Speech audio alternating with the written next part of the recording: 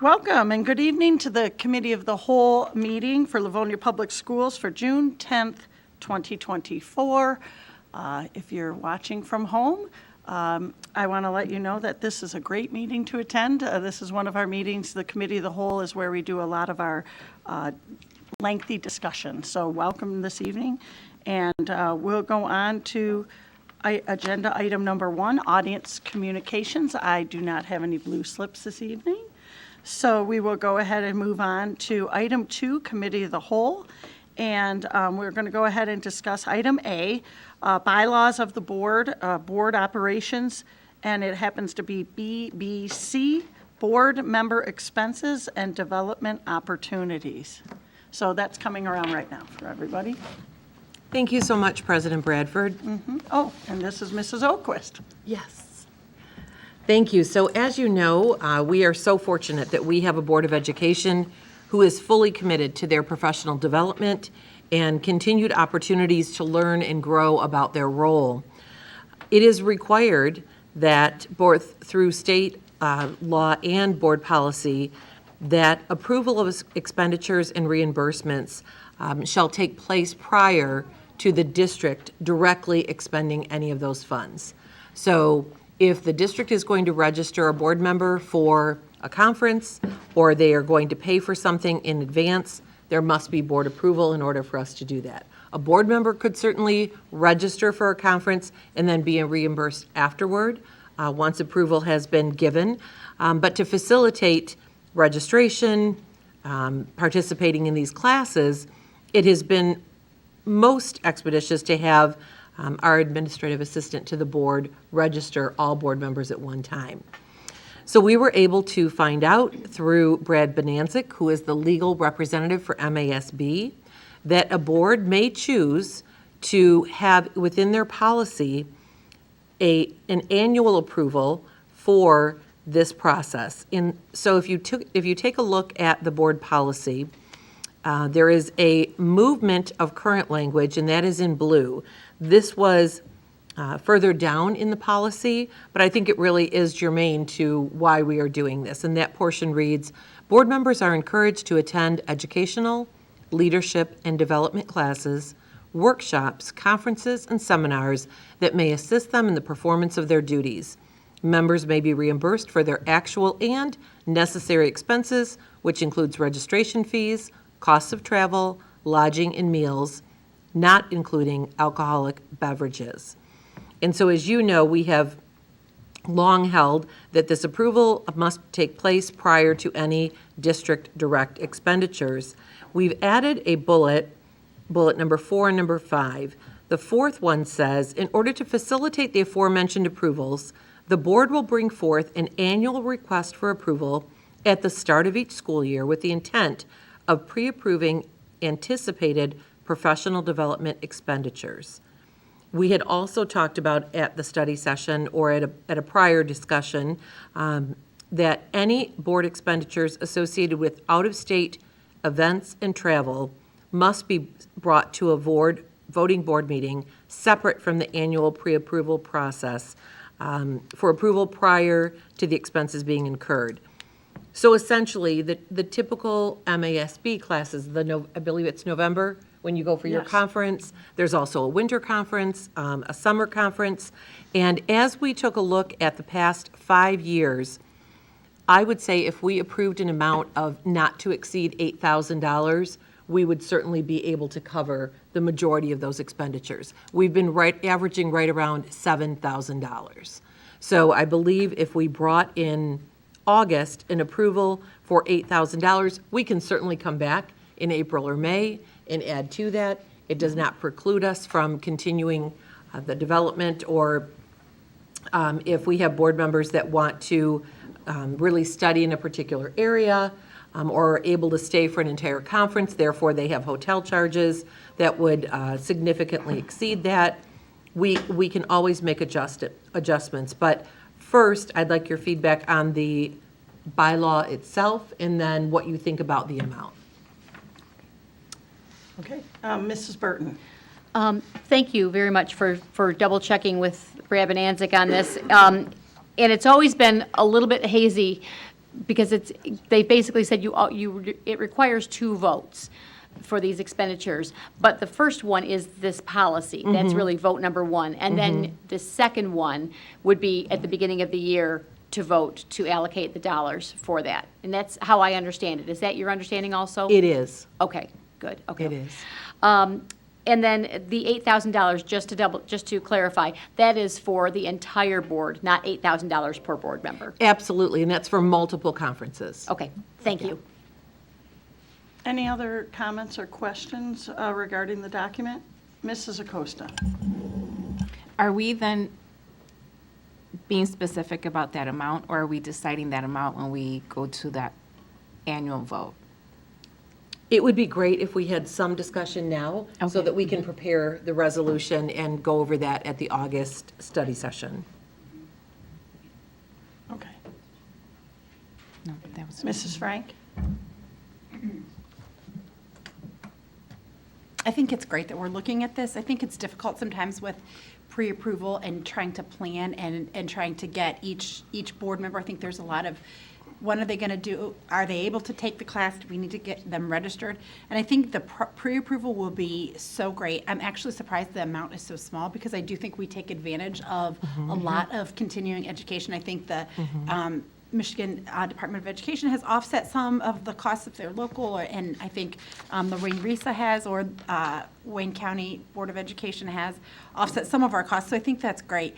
And I love the fact, I'm sorry if Tammy is retiring from the board, but if we do have a board member, a new board member, we might need to increase that amount. That's a great point. This year, I don't think there will be a ton of increase, but if there is somebody who's trying to catch up, because we have been certified in a honor board for so many years, we'd love to see the new person, if they are able to catch up and get us on an honor board.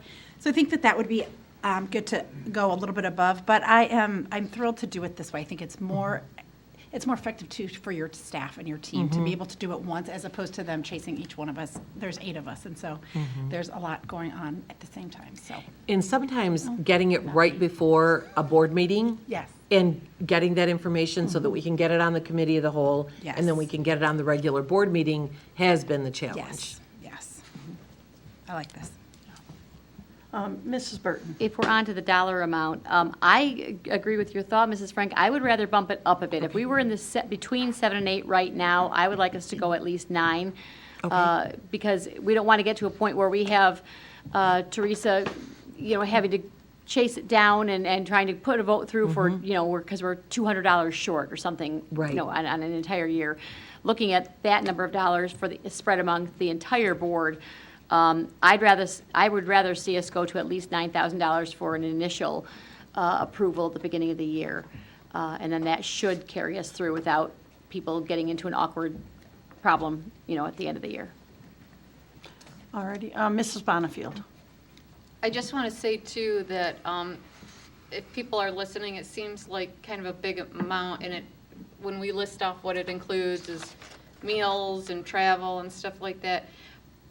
I believe that the majority of that money goes to pay for our education. It does.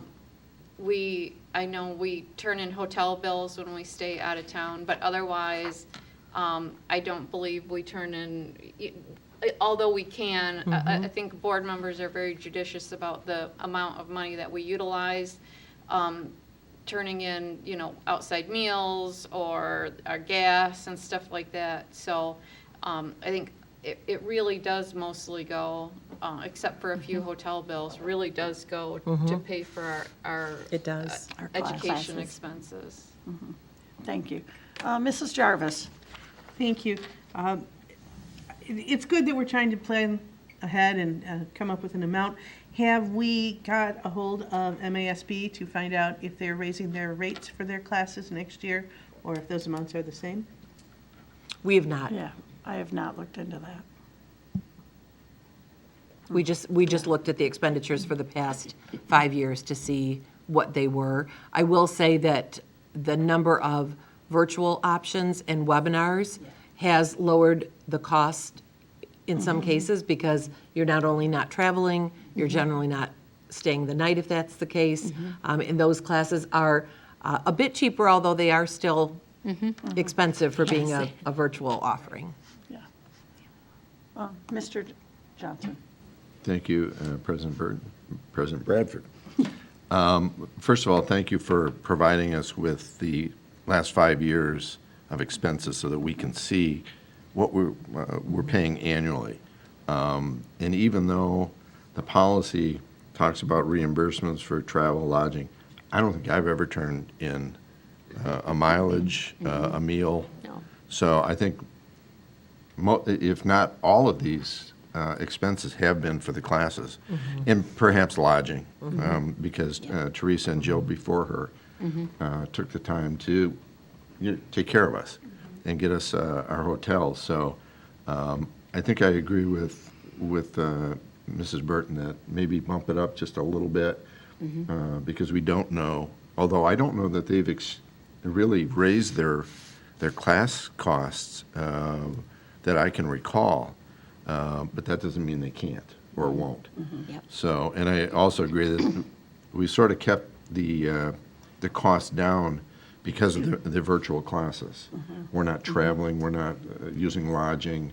I don't know what MASB's intent is in the future to maintain the virtual classes, or whether they're going to go back to in-person classes, which if they did, that would change our figures as well. So I think I agree that probably that higher number would be a good number for us.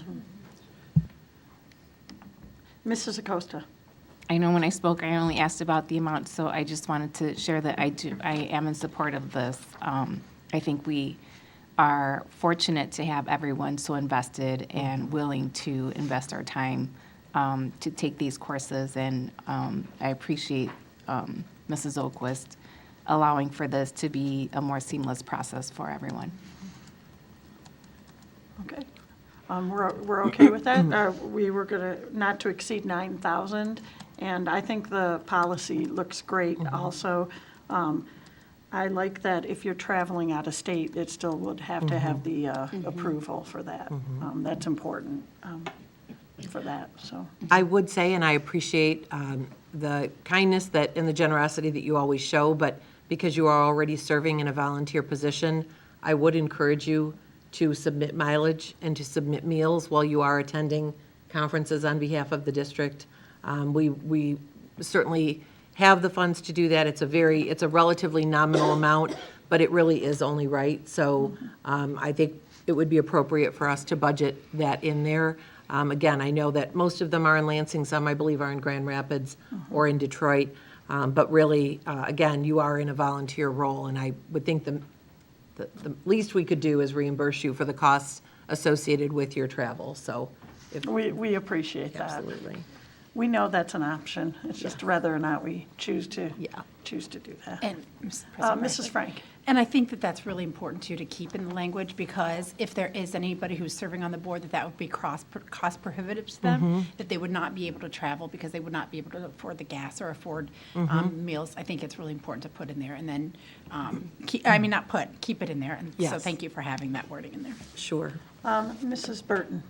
Just FYI, in case anybody else is listening, to my knowledge, I don't believe any board members have traveled out of state for conferences, really I don't think in the last 15 years or so. I know it happened slightly prior to my service, but I don't believe that it's happened in the last 15 years. So we're looking at state of Michigan specific training that Sure, we're getting. there is a national conference that There is, people right. kind of choose to attend, but I don't know of anybody that has ever attended the national conference. I think prior recently. to my service it happened, but Okay, hasn't yeah. been in the last 15 years or so. Mrs. Jarvis?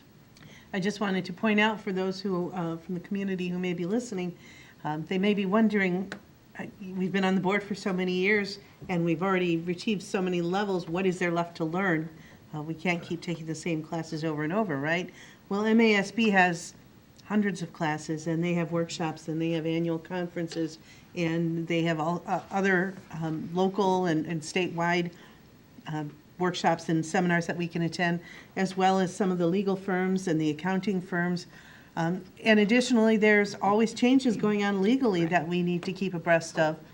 So these are things that, our job's always changing, and we need to stay on top of that. So in addition to the classes that MASB offers, and they're always adding new ones, it's good for us to keep current with the things that affect what happens in our district. Thank you, Mrs. Jarvis. Any more questions or comments, Mr. Johnson? With regard to the policy itself, when I'm reading it, and maybe it's just me, but do we need both bullet points 1 and 3? They seem to be a bit redundant. It says direct district expenditures must be approved by the board at a voting board meeting prior to the expense being incurred. And then the third says any expenditure of district funds that exceeds $500 per event or includes overnight travel, whether it's a direct expenditure or a board reimbursement, must have prior approval. I think the difference there is, in the first one, a board member could register on their own, but before, if the district was going to pay for it, it would need prior approval. I believe the third one is indicating that whether it's a district direct expenditure or reimbursement, it would have prior approval. But I would think that what we're adding in right now would cover that bullet just before it. Well, it seems to me, I think we could take out 3. yeah, because they both require board approval. Mm-hmm. Seems that we could be able to combine them somehow. Or we probably don't need number 3, because it would be included in that would be one. included in 1, and then it would go down to bullet point 4 there. Bullet point 1 is only about reimbursement, though. It's not about expenditures that will be paid directly. But bullet point 1 doesn't say anything about reimbursement. Yeah. Then maybe it's the other way around. They're the ones, Right. and 3 is about reimbursement, but 1 is not. Can 1 include the verbiage from 3? Because they both need board approval. Right, direct district expenditures or board reimbursement must be approved.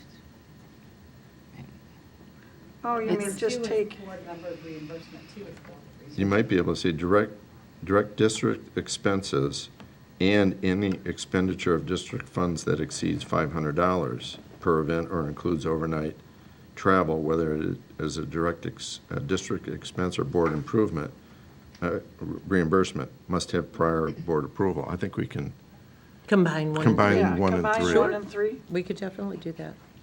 It looks like 1 and 2 are just both sides of the same coin. One is the district directly spending and the other is reimbursing. But number 3 has the $500 cap included.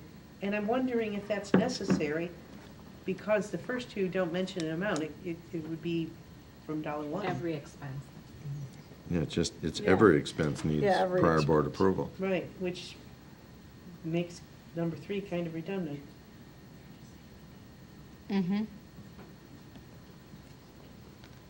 Okay, so it looks like we're going to combine 1 and 3, combine 1 and 3? Just take out 3. Just take out 3? Okay. Just take out 3 and keep the first, the second, the third, and the fourth? There'll be 4 bullet points. Is everybody okay with that? Yeah.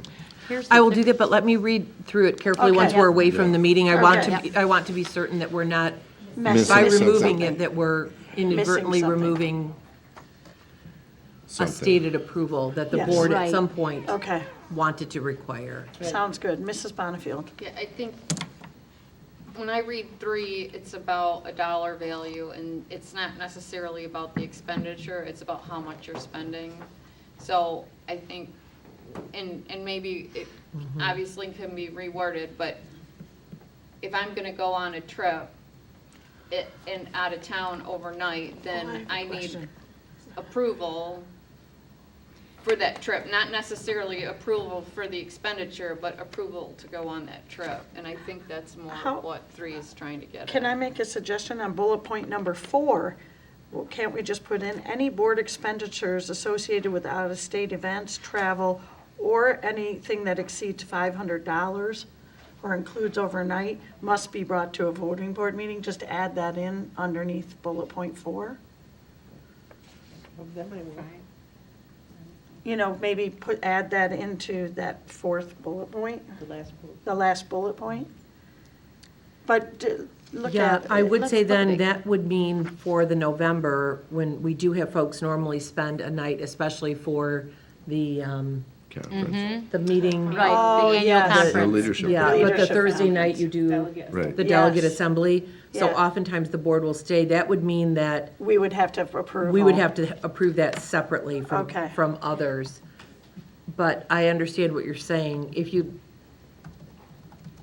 I think you need to take some time Yeah. to Yep. look at it Let's- and let's digest do it. that. just want to make sure that we're covering. Yes. It Yep. sounds like each of these pieces are important. We'd like to try to combine them to the point that it Condense makes sense, but we've covered all of the salient points. Right. Okay, Okay. that sounds good. Oh, Mrs. Burton. And more. one thing that we do need to make sure that we're covering legally is there's a difference between direct district expenditures, meaning Mrs. Gunta signing us up for a class. Yes. Or individual board member reimbursements. Yes. They're two separate things, and there are different rules that apply to each one. So when we're digesting this, before it comes back to us again, we have to make sure that we're covering both situations. Right. I think that's Okay. the difference between some of these, but, Perfect. yeah. Okay. We'll, Okay, works. perfect. All right. yep. Thank you, Mrs. Oquist. You're welcome. And President Burton, I'm just going to pass this around. It's just a hard copy of the board Okay. meeting schedule that I sent you via Sure. email. I know we've already covered this, but I wanted to I have one. include in here that we made the changes that the board requested. We added, there are 2 workshops built in. We made the change for the February date. And I believe that is the one that we will go with for our meeting next week to set the first meeting. And then, of course, from there, we will vote on the rest of the meeting this summer. Okay. Does anybody have any questions or comments about the draft of the No. 2024-25 schedule? It works. Mrs. Bonnefield? Are we okay if, even though it's not voted on yet, if Teresa starts adding it to the calendar? Sure. Can she Yes. add it Yeah. into the calendar? That would be Absolutely. helpful. Sure, that'd be Yeah. helpful. Okay. All right, that ends the committee of the whole. We're going to move on to item number 3, the Finance Committee, and I'm going to turn it over to Mrs. Bonnefield. Thank you, President Bradford. The first item that we have is the Wayne County Enhancement Millage, and Mrs. Oquist and Mrs. Smith are going to help us out. Yes, we are. So we have a PowerPoint we are going to put up on the screen for you. And as you know, we have been fortunate since 2016 to benefit from the Wayne County Regional Enhancement Millage. This was first passed, as we said, and put into effect in 2016. Our district began budgeting for this the following budget cycle, and we have been able to work very clearly toward the priorities that the district set prior to approval. And since that time, this enhancement millage was renewed once before at no additional increase or cost, same mills. And the Wayne County School Board is looking for each individual district board to now review this and make a determination between now and July 17th, whether or not we approve putting this on the ballot for voters to consider. So that is the question before us. And Mrs. Smith and I will take you through a brief PowerPoint to share with you and with our community about the millage renewal, the timeline, and when this will actually go into effect. Let's move on, one moment. Mr. Francis might help us with the next slide. Probably use your ear that I didn't turn it on. Yep, that was it, yep. There we go. So this, as Ms. Oquist shared, will be old news to the board that is well aware of what the Wayne County Enhancement Millage is, but maybe for our community that hasn't heard about this before. Since Proposal A passed in 1994, school operating revenues come primarily from the state through a foundation grant allocated to each school on a per pupil basis. The only other avenue to generate additional operating revenue to meet students' needs is through a regional enhancement millage levied by an intermediate school district. For an enhancement millage to be placed on the ballot, the boards of education for school districts representing a majority of the students within the region must pass identical resolutions asking that RISA or an ISD board do so. And so just as a reminder, this is a regional millage, because since 1994, an individual school district may not go out for an individual school millage. So whether or not they have the need or the desire, that is not allowable by law. You are only allowed to go out as an entire county. Oh, I'm sorry, Mrs. Jarvis. Thank you. Mrs. Smith, on the previous slide at the bottom bullet, it says that the district's representing a majority of the students within the region. So it's not a majority of the districts themselves. That's But a correct. majority of the actual student count in Wayne County. Yep, representing over 50% of the student population in Wayne County. Thank you. Yep.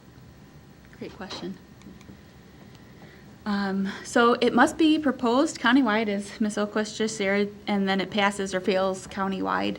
Each school district board must decide if they wish to place the millage on the ballot, and just as you had mentioned, that if enough school districts vote yes, representing more than 50% of the students countywide, then it's placed on the ballot. If voters pass the millage, the ISD collects and then distributes 100% of the money equally to all constituent school districts on a per-student basis, and the ISD does not retain any of the collected or distributed funds from the enhancement millage. Each district controls how they spend their millage money. Local education agencies in Wayne County first became eligible to receive enhancement millage funding after the millage passed in 2016. And then PSAs, or public school academies, first became eligible to receive enhancement millage funding after the 2020 renewal, which took effect during the 22-23 school year. This is a little bit hard to read. If anybody at home or the board wants to see this a little bigger, it can be found on the Wayne RISA website. They have a whole page dedicated to the Wayne County Enhancement Millage. But what this slide does is shows what the districts across Wayne County have used this funding for. So we can see, starting at the top, I'll read it for you because it's awfully small. Reducing class size, enhancing student wellness services, offer high-quality breakfast and lunch, improve safety and security, and then moving to that blue cell, hire additional teachers and staff, retain substitute teachers, increase teacher salaries, provide professional development, stabilize district budgets, update technology and instructional materials, maintain school bus fleets, and renovate and maintain facilities. And I'll just hop in and remind our community that we committed to 5 priorities before the enhancement millage was passed the first time. The first is financial stability for our school district. As you know, at that time, we were coming out of some very difficult periods of time in public education in the state of Michigan. We had made a wide variety of reductions. We had faced a significant per pupil cut from the state of Michigan. And one of the things we were looking for as we were working to become a stronger school district was to not be an early warning district and to grow our fund balance in order to have financial stability. So that was one of our goals. The second one was hiring and retaining quality staff. So the ability to hire the staff that we needed and to be able to retain them by agreeing to collective bargaining agreements that were fair and appropriate and maintain Livonia Public Schools as an attractive place for our staff to join as well as to stay. The third was preserving and enhancing our programs and offerings for students. It is not inexpensive to offer the wide variety of programming that we do in Livonia Public Schools. We oftentimes celebrate how much we are able to offer and how many different opportunities our kiddos have. That is expensive, and in order to provide the variety of classes, extracurricular, and all of the programming, that was something that we had heard from our community was important to them when we did the financial forums, we also heard it was important to this board and to our administration. So preserving and enhancing our programs and offerings for students was our third priority. The fourth was maintaining class size and reducing where feasible. That certainly served us well during the pandemic, but we have also been able to, over the years, continue to really work on that as a goal across the district. And the fifth one was supporting struggling learners and students with special needs. So we have seen that transition to go well beyond simply academic needs and really begin to look at the behavioral needs of students and mental health needs. So those are the 5 priorities. Those are the priorities from when we started. They remain our priorities today.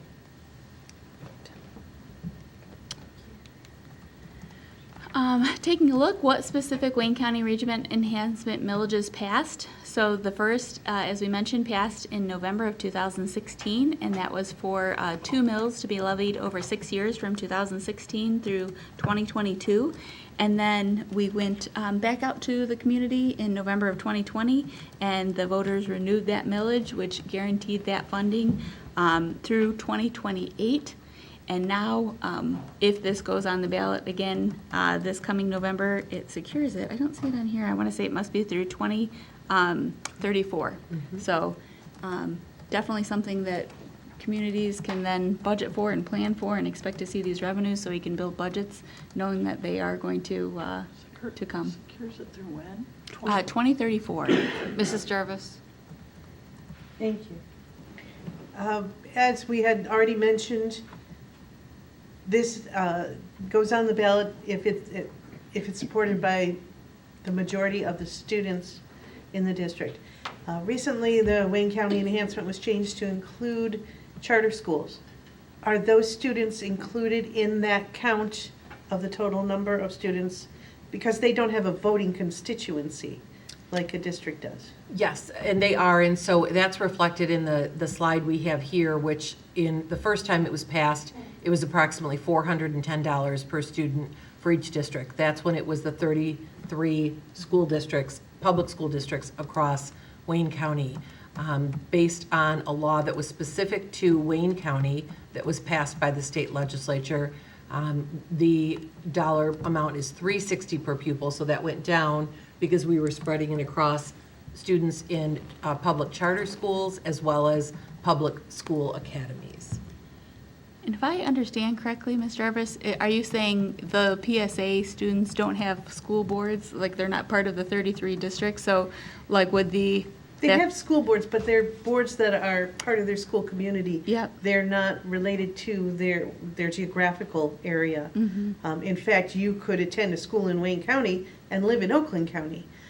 So what I'm thinking, and maybe we don't know the answer to this, is in order to get this on the ballot, we need to have more than half of the students represented as approving it. But when we say more than half of the students, are we including the charter school students in Wayne County as well in Yes. that number? Because that increases that number, but it does not increase the number of people who vote. You see?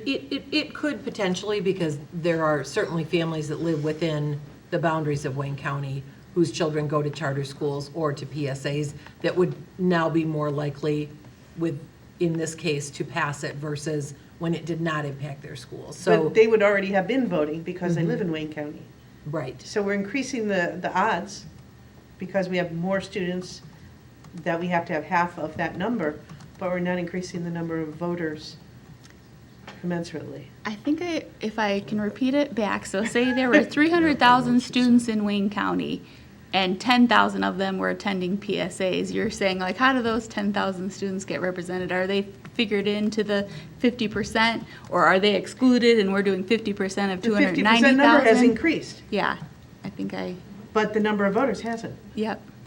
And I honestly, I didn't see that in any of the FAQs, but I know that we could reach out to Wayne Well, my Risa Qs to are not do- always F. Yeah. Yeah. Yep. Colleen? I understand your question. I think the number is so small percentage-wise compared to the number of students, for example, in Livonia Public Schools or Plymouth Canton Schools or some of the other larger school districts in the county, that I don't believe it's going to statistically make an enormous difference. That would be helpful. It doesn't usually come down that close to the wire. This has passed pretty handily in the last couple of rounds that we've gone at it. Yes, and those schools were included the last time this was passed. So that was part of the 2020 election. The charter schools and the PSAs were included at that point in time. And really, it's up to Livonia Public Schools, as far as the decision on our table. It's, the question before us is, do we believe it should be put on the ballot? Yes. And then the county takes it from there. Mr. Johnson? Thank you, Mrs. Benefield. Mrs. Smith, can you explain for the people who may be watching or the community why we're going now to vote on this when it's already through 2028 and we're going in 2024? Yes. And actually, I know Ms. Oquist, I might defer to her because she says it so well, but I can. Sure. Yeah. So it has to do with the legislators in Lansing and when they've told Wayne County that we can go to the voters. We can't choose every election to do it. It has to be during a primary election. And what was the other? Or the gubernatorial or a presidential? Or presidential election in Yeah. November only. Yep. So the idea that if we don't go now and we wait, should it not pass later, we don't have a chance to go for a renewal before it expires. So this gives us our best chance that if we take it to the community and it doesn't pass, that we would have another opportunity to go to our community. So that's why it's going so seemingly early, because of the restrictions and when we can put it on the ballot. Yeah, because if we waited till 2026, which is the next time we could do it, and that was the first time, and it was not passed, then our next chance would be November of 2028. So by that point in time, the millage would be expiring December 31st, 2028, and we would have already set our budget for that school year without being certain. I will say that because it is a second renewal, there was certainly discussion that 2026 probably still would have been an option for us, but this is probably the uber conservative option to be certain that we do have essentially 2 more tries before it officially expires, if necessary. Mrs. Acosta? And just to reiterate what has been said over and over, this wouldn't make any changes to any of the taxpayers right now and through 2028. Correct. Yep. Same mills being levied. Yep.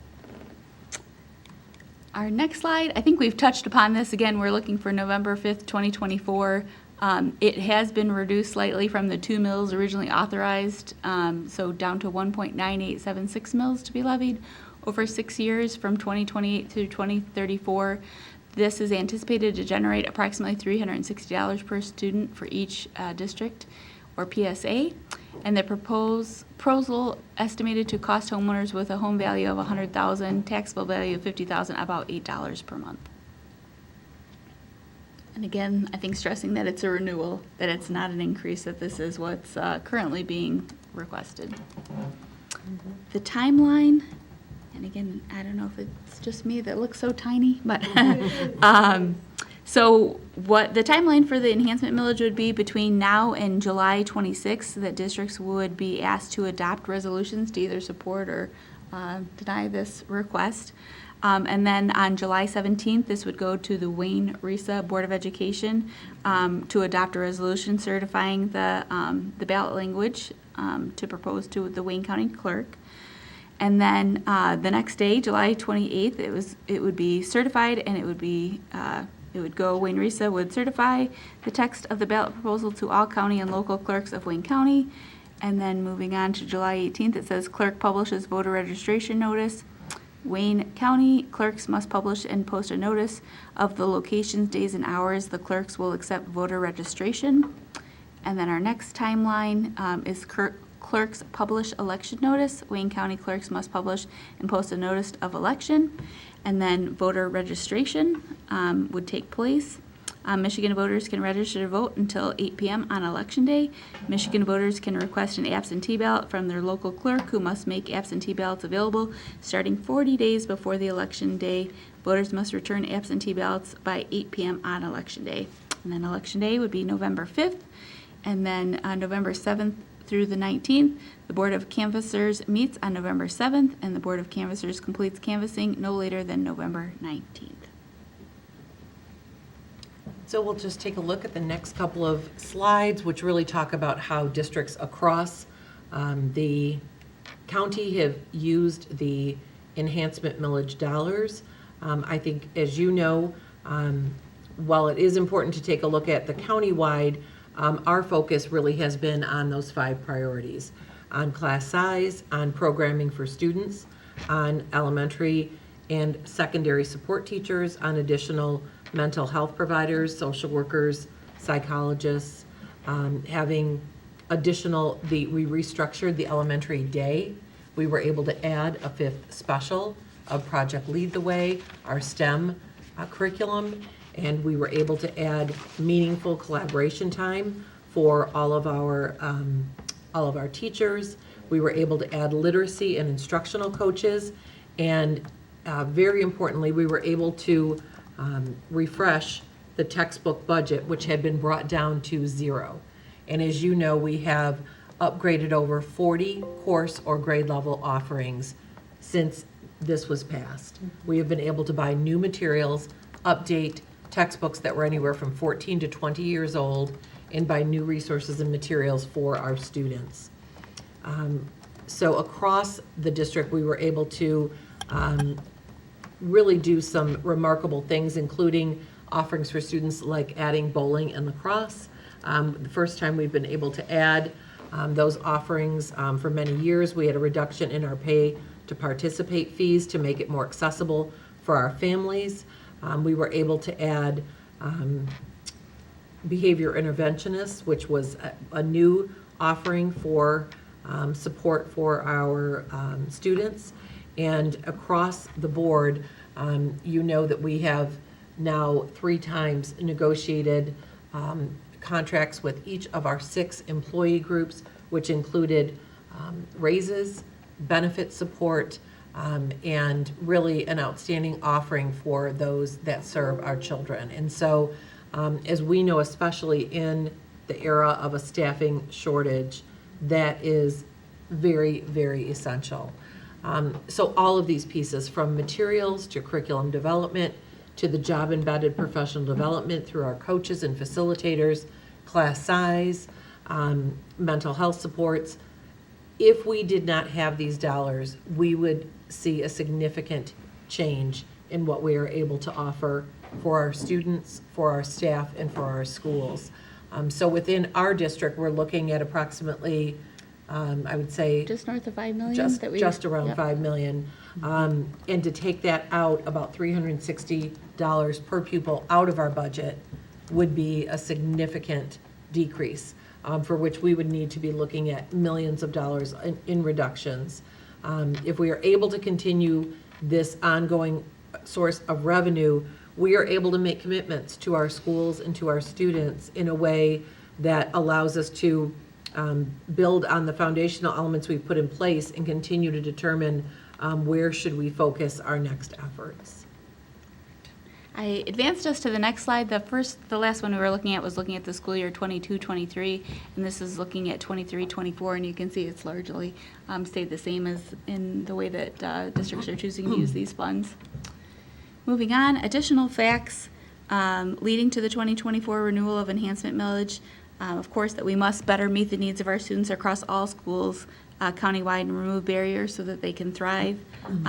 The critical traits of the Wayne County students, we have 7.74% increase in our students who are economically disadvantaged since 2015-16, 11.97% increase in multilingual students since 2015-16, and 42.8% are chronically absent, including 72.3% of whom are unhoused students. Some pretty staggering statistics there, just speaking to the needs that districts have to put additional supports in place to try to reach all of these students. Research shows Michigan's school finance system creates burden for districts with decreasing enrollment, and we know that. We're in a state of declining enrollment. And despite increases in school aid budget, our schools are underfunded. The School Finance Research Collaborative studies show states' school funding approach is broken and schools are unfunded based on true cost to educate a child. And if anybody is interested in that, I know we have a link to that on our website too, and you can see a three-minute video on the conclusions from the School Research Collaborative. The importance of renewing the enhancement millage in 2024. The current Wayne County enhancement millage expires. Oh, thank you. I'm advancing my computer and not yours. That would be helpful. The current Wayne County enhancement millage expires in 2027-28. Wayne County districts and public school academies who became eligible for the 2020 millage renewal and remain eligible will lose approximately $360 per student if the millage is not renewed. And we must ensure equitable funding for each and every student across our schools in Wayne County and sustain the programming, resources, and improvements made due to this funding since 2016. A lot of this we'll see Wayne County first sought to do this in 2014, and as you know, at that point in time, we were coming out of the 2011-12, some really, really difficult years where a good number of districts within Wayne County were really struggling to survive and to be able to provide just the basic elements of an effective instruction for our students. And when it passed in 2016, we were one of the first to do that in a very long time. ISDs had passed special education millages, transportation millages, but this is a general enhancement millage, which means every school district determines its greatest priorities.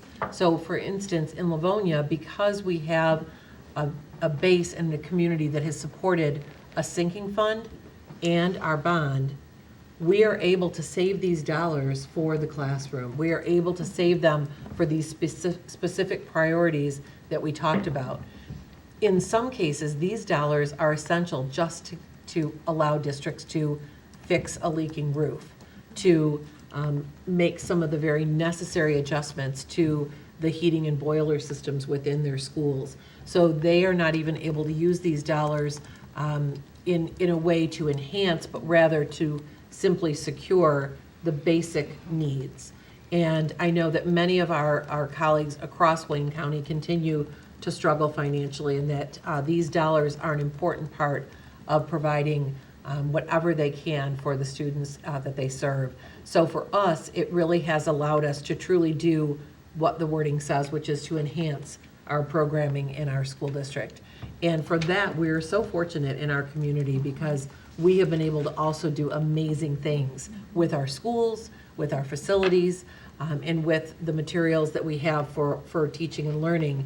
And that is because we have a community that has supported us really in a very comprehensive way. So we don't take this for granted whatsoever. And we would certainly recommend the board's support of putting this before the voters. And really, again, as Mrs. Burton said, the question is not whether or not you support it, although I would guess that most of you at this point, knowing how carefully and impactfully we've used these dollars, that you would. But really, this is saying, do we want the voters of Wayne County to have the opportunity to have a say on this? And that's what we're asking this board. And with that, there's just 2 more slides for us to run through. If it'll move to the next one for us. If not, I can speak to them. Just making sure. Doesn't look like it wants to go, but it really is just 2 more. It's the campaign plan overview. Phase 1 is research, polling, and message development now through July 2024. Phase 2 is coalition building, which is ongoing. And then phase 3 would be the public outreach, starting in August and going up to the election day. And then the very last slide was just a link to the Wayne RESA website. Again, they have a ton of information on the Wayne County Enhancement Village if anybody would like to see additional information on that. Questions? Mrs. Burton? Just a comment, not a question at this point, because I think we've got a lot of our questions answered. I am in favor of going forward with putting this on the ballot. I recognize that it's early, but it wouldn't impact our voters until the current one expires. And at that time, it is simply a renewal of what we have been supporting it as a county for many years now. Seeing as it is a no new tax increase, and it is very, very necessary dollars that have been strongly supported by not only Livonia, but our entire Wayne County community for many years in the past. I'm very much in favor of supporting putting this on the ballot for the Livonia voters to decide on again. Anybody else? Okay. I think we're all set with that. And then we'll have a resolution to vote on at our next voting meeting. Correct, yep, Okay. thank you. So Mrs. Acosta, we would like to put that on Monday's meeting, the resolution. Thank you. We will have letter B, budget 23-24 and 24-25. B Perfect, for budget. coming around. Did I hit that? I think I did. There's our budget book. And I'm wondering if Ms. Thompson is a miracle worker. I sent her a last-minute PowerPoint, just a summary of what we're going to go through on these slides. But again, just a couple summary sheets, and then we can run through this. So thank you. I'll start off with thank you last week for the time that we were able to devote to looking at our final budget amendment for this school year, as well as the proposed budget for next year. As you know, it's always a bit of a guessing game in using your best estimates, because we are obliged to pass a budget before July 1st, before the school year starts, but we don't have a final budget yet from the state. So it's still being deliberated and negotiated, and we seem to be learning new information, all of the time. So I appreciate the flexibility with the board, and we continue to work on it. Up until the time that you'll vote on it, we will try to get you the most up-to-date, accurate information that we have. So I'll walk through, of course, the whole budget with you, but I do want to mention, even since last week, a development, and I know you're familiar because you've gotten the emails from Ms. Oquist about the reaching out to the governor about the proposal for this money that's available and keeping it in the school aid fund instead of reallocating it other places. And what that would do for our district is potentially save our general fund millions of dollars for the retirement costs. So the retirement rate is currently at 20.96, and there's talk of potentially lowering that by up to 7%. And so what we've included, even since our last study session, is in the proposed budget for next year, seeing some kind of movement on that. And so what I've built into the proposed budget is seeing a 3% decrease in the retirement costs. And because so much of our budget is salaries, that equates to about a $3 million decrease in expenditures for next year. So we'll see that as we walk through the budget book. So just wanted to point that change up. And again, as we get more information, even through this week, before we present it to the board, we'll of course keep you up to date on our recommendations and bring those to you next Monday for your consideration and hopeful approval. Yeah, we do anticipate in the next 10 to 14 days significant action to take place with regard to the state budget. What we have heard is their goal is to pass a budget by June 20th. Whether or not that will happen, I'm not certain. But the more information we have as we get closer to the 17th, as Mrs. Smith said, we are committed to having this be as accurate as possible. But we have seen some movement based on the advocacy that we've been making now for several weeks, starting with our legislative advocacy day that we went to in May. And as you know, we are doing a strong outreach across the state. These are dollars that have been paid in from public school districts. They have been paid in by employees toward the health care, and those dollars, now that it is fully funded and a closed program, those dollars should be coming back to the entities that paid into it, as opposed to it being spread to other areas of the budget. So we feel very passionately about that and are advocating, as I know are all of you. So we did want to make that change, so you will see some differences from last week. And you may see that again as we look toward next Monday, but we will keep you posted throughout the week. Perfect. As we do on this first slide, just a reminder for our community, and again, we know that the board's well-versed in this because this is what drives our decision-making. It's what are the LPS district priorities, and obviously that's where we're putting the dollars, is where the priorities are. The first, of course, is student achievement, demonstrating a strategic commitment to measurable growth and achievement for all students through consistent, rigorous, and engaging curriculum and instruction.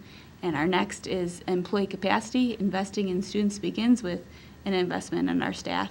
Building capacity and engagement of each LPS staff member will result in meaningful and impactful work. Fiscal responsibility, and it comes very timely off the discussion of the Wayne County Enhancement Millage, what a blessing that has been to our district to help us gain some stability fiscally. And of course, we want to continue that forward with keeping fiscal responsibility as one of our priorities, exhibiting thoughtful and consistent oversight of budget development in order to utilize our district's finance and resources to maximize educational achievement for all students, support our priority focus areas, and promote an environment of fiscal responsibility. And last but not least, of course, climate and culture, valuing and contributing daily to a positive, engaging, and respectful climate and culture for all. So as we're working together as a cabinet team and working along the board, these are obviously the things that are driving our decision-making. The next slide is a reminder. What we just discussed in our last item was the Wayne County Enhancement Millage, knowing that we want to put those dollars to good use in our district, and we do so by focusing on hiring and training high-quality staff, preserving and enhancing our programs and offering for students, maintaining class size and reducing where feasible, supporting struggling learners and students with added needs, and financial stability. With that, I'll move us into the final budget amendment. We will not see too much change, actually no change since our study session last week as far as the general fund revenue, but I can run through that for the community. On the revenue side, we have a few adjustments during this final amendment. First off was a Wayne Recess special education reimbursement that it's something that they have built into their budget, but we're seeing more than what we had seen in previous years. So we're adjusting the budget during this final amendment by $1.4 million. Number two, the Section 27L educator compensation. Yep. I'm sorry, can you tell us what page you're on? Oh, sure. This is actually separate, but let me go back. Oh, okay. You should see this, if it's going forward. Sorry for any confusion. Okay, On the so- general fund So revenue. that's not this document that you passed out? I wonder if that page is missing. Yeah, we don't have that page. I'm so sorry. I will get you a new budget book that includes this page in there. That's all right. Could we get this printed out and copied for the board? So we'll get a copy for you while we're Okay. talking about it. Yep. Terrific, thank Want me you. to print that to the, I will print that right now as we're speaking. Sorry about that, everybody. Oh, that's all right. Yep.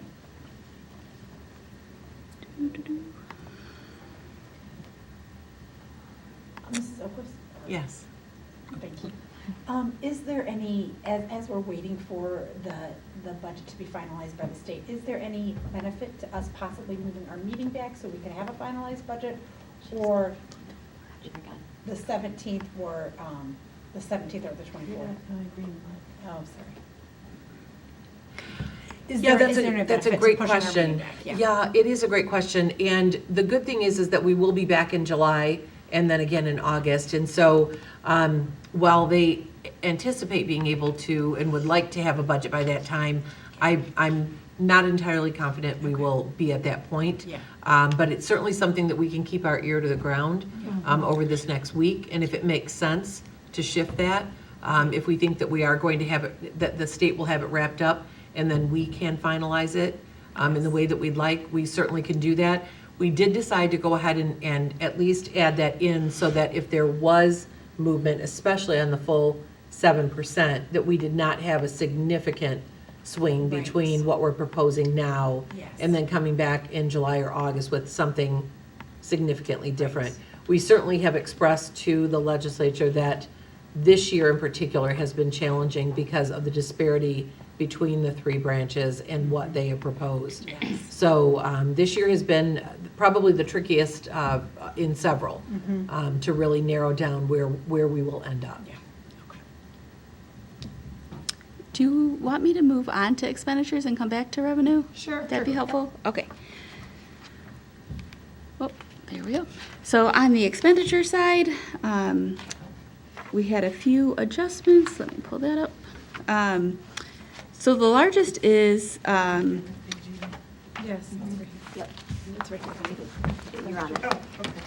let me explain too, what's on the board is the final amendment, and what's printed for you is our final amendment and the proposed budget side by side, which we'll see in a future slide up there.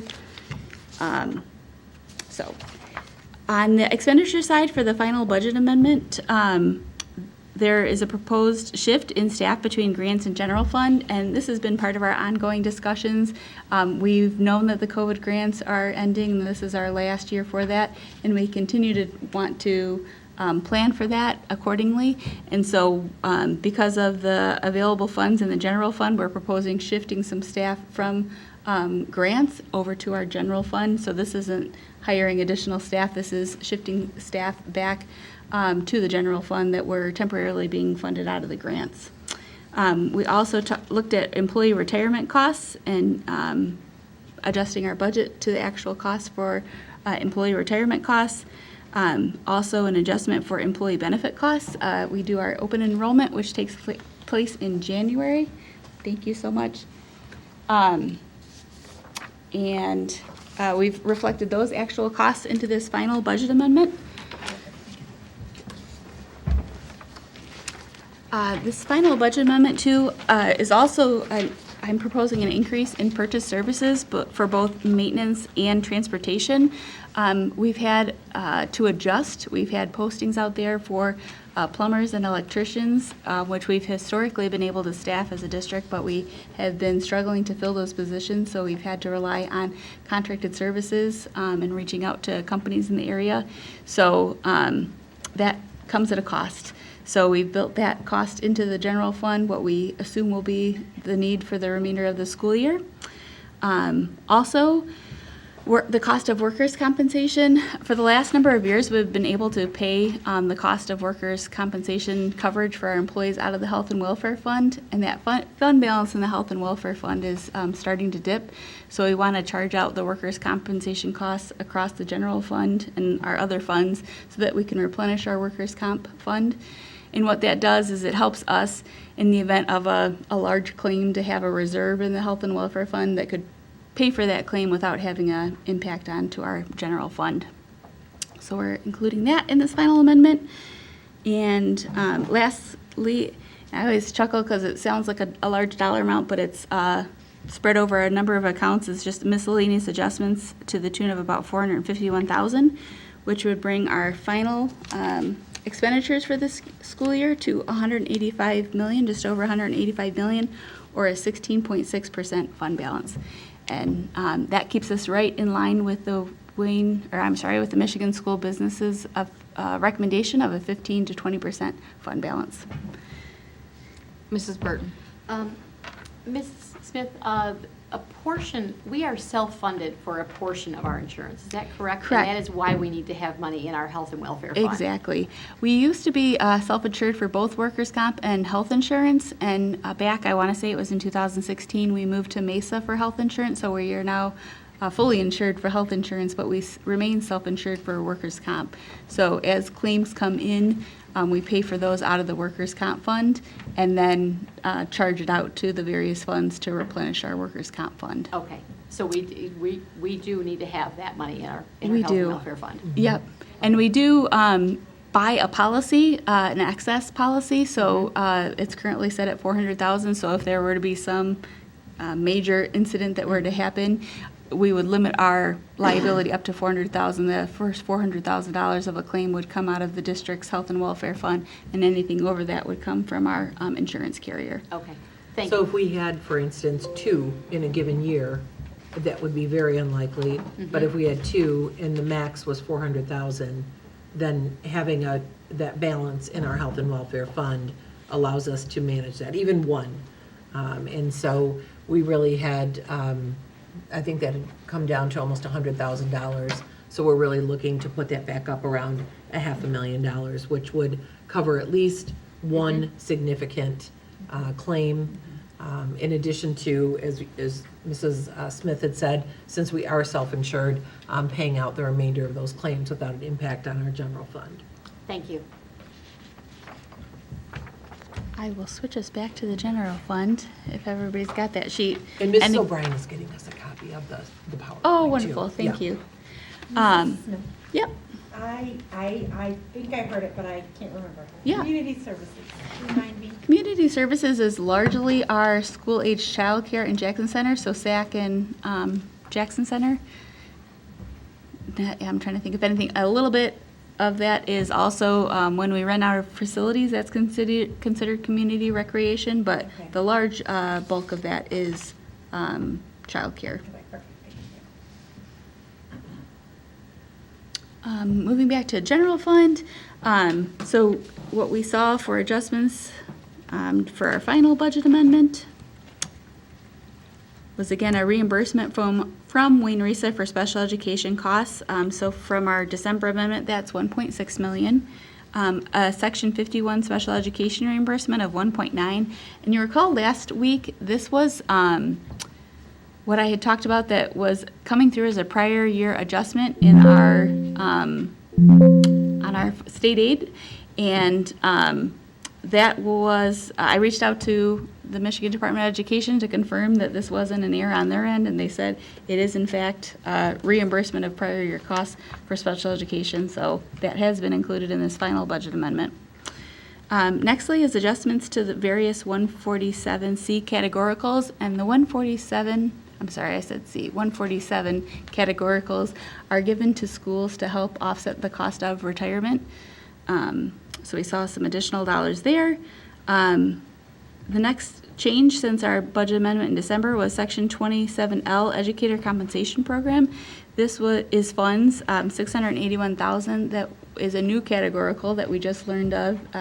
I think within the last couple months, we finally got our allocation of it in state aid, and it's meant to help offset the cost of employer increases for staff. So it could be used to do additional things for staff, or it could be used to pay for things that were agreed to in the collective bargaining process when we settled our agreements. That, unfortunately, is coming back out of the budget for the proposed budget for next year, so we'll see that when we get to the proposed side, but we were able to build that into this final amendment. Next, investment or interest earned on investments. We've seen just like maybe people privately have seen better savings rates. We've seen that on the school district side. In March, I had shared with the board that I was planning to budget for $100,000 each month for our general fund, and we've seen it even a little up from that, about $150,000 over the last several months. So in total, since our December amendment, that would be an additional $500,000 of revenue available for our general fund. And last but not least was just miscellaneous lines totaling up to $400,000 to the good in our general fund. So that would leave us with a final revenue collection this year of just over $184 million. Moving on. Other funds, so we'll take a look at these as we look through our budget book, but this is just a reminder for our community that in addition to the general fund, which is our main fund, we have other funds such as the funded projects fund. This is where we account for most of our grants. The special education fund, which is where we record our Act 18 expenditures. The health and welfare fund, which we discussed, where we pay for insurance costs and then charge those out to the various funds. Food service fund, where we record breakfast and lunch costs. Our debt retirement fund, this would be where bonds that have been passed by our community, we are now paying back to those bondholders, and we record those expenditures and revenue in the debt retirement fund. The sinking fund, which is restricted and can be used for capital projects throughout the district. We are primarily focusing those on roofs, parking lots, and boilers. And thankfully, those boilers, we got the last of those updated, so now we can focus those funds on the roofs and parking lots. Our 2021 and 2023 bond, and we'll see when we slip over to the budget book that this will be the last year for the 2021 bond proceeds. Those will be fully expended this year, and then we'll be 100% switched over to the 2023 bond. Next up is the Capital Projects Fund. This is funded out of proceeds from sale of assets. Largely, it's been when we've sold property. We have a board policy that speaks to if our fund balance is within that MSBO recommended range, that we will put any profits from sale of property into this Capital Projects Fund in the aim to align one-time revenues with one-time expenditures. So we've been able to do some one-time expenditures out of our Capital Projects Fund.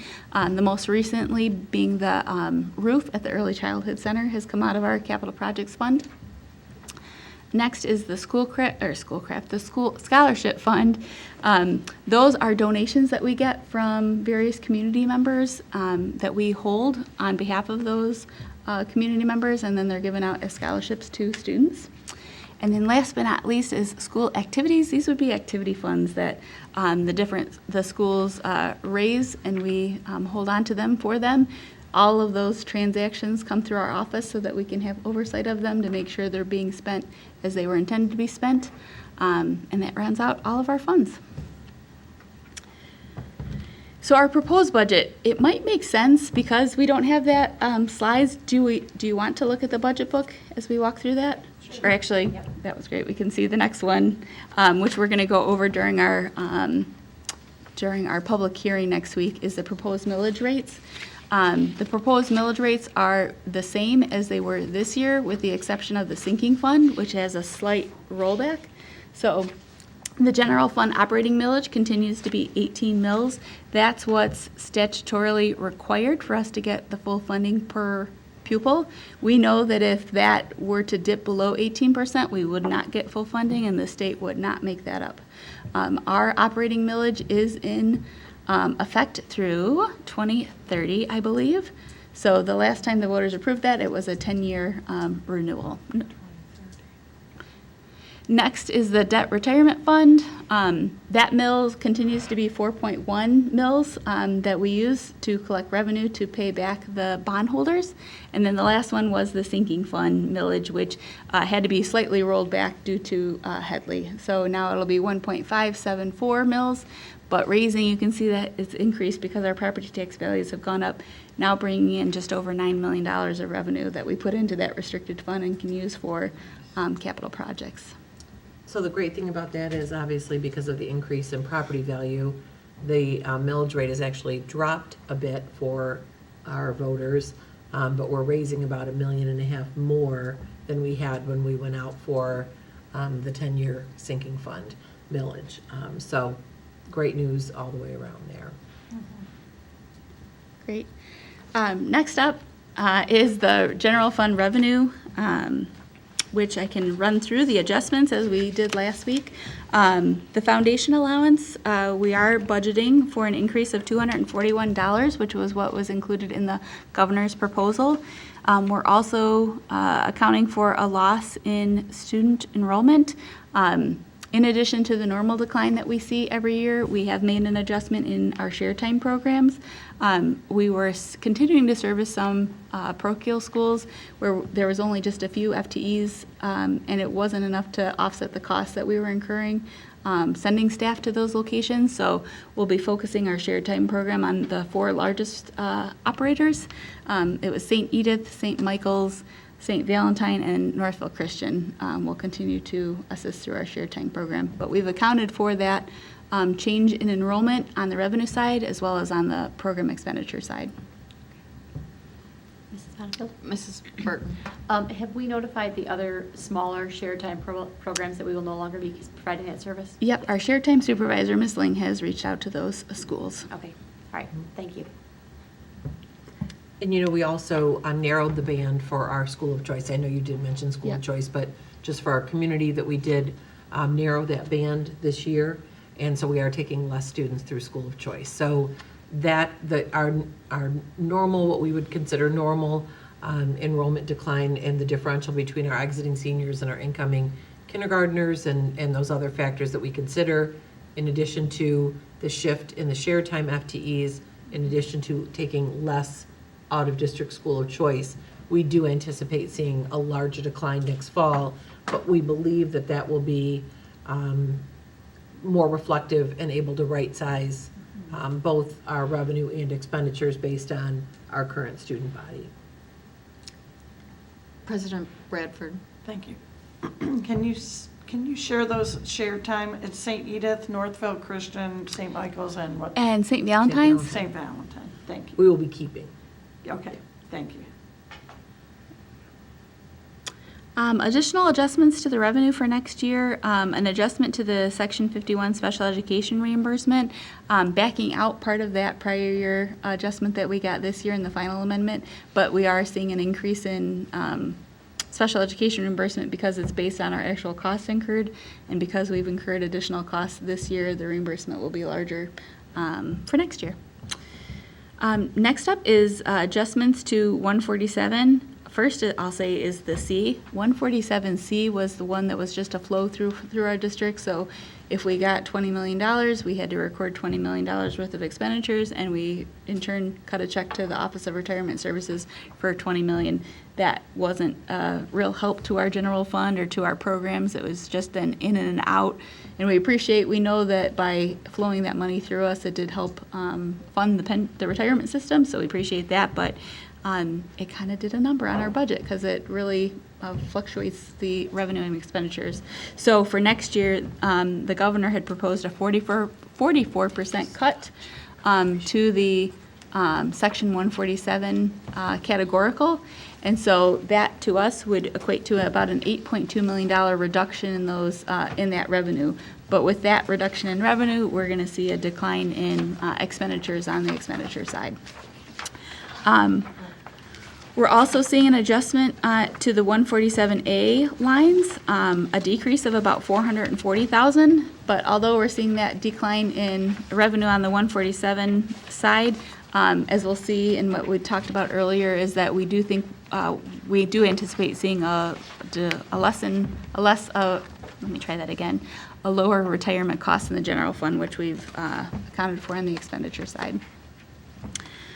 Another adjustment, as we discussed, that Section 27L, the Educator Compensation Program, was a new categorical this year that the governor is taking out next year. The Section 20F Hold Harmless Guarantee, this year we received just over $800,000 from that categorical. That is being cut in half for next year, and we know that it'll be cut in half the following year as well. We reached out to our legislators to try to garner some support to leave that in, and we really didn't find support when we were reaching out to neighbors. So we do anticipate that will go through for this next year. Something on the positive, the Wayne County Enhancement Millage, because of the property tax values going up, I anticipate us to receive about another $200,000 of revenue through the Wayne County Enhancement Millage.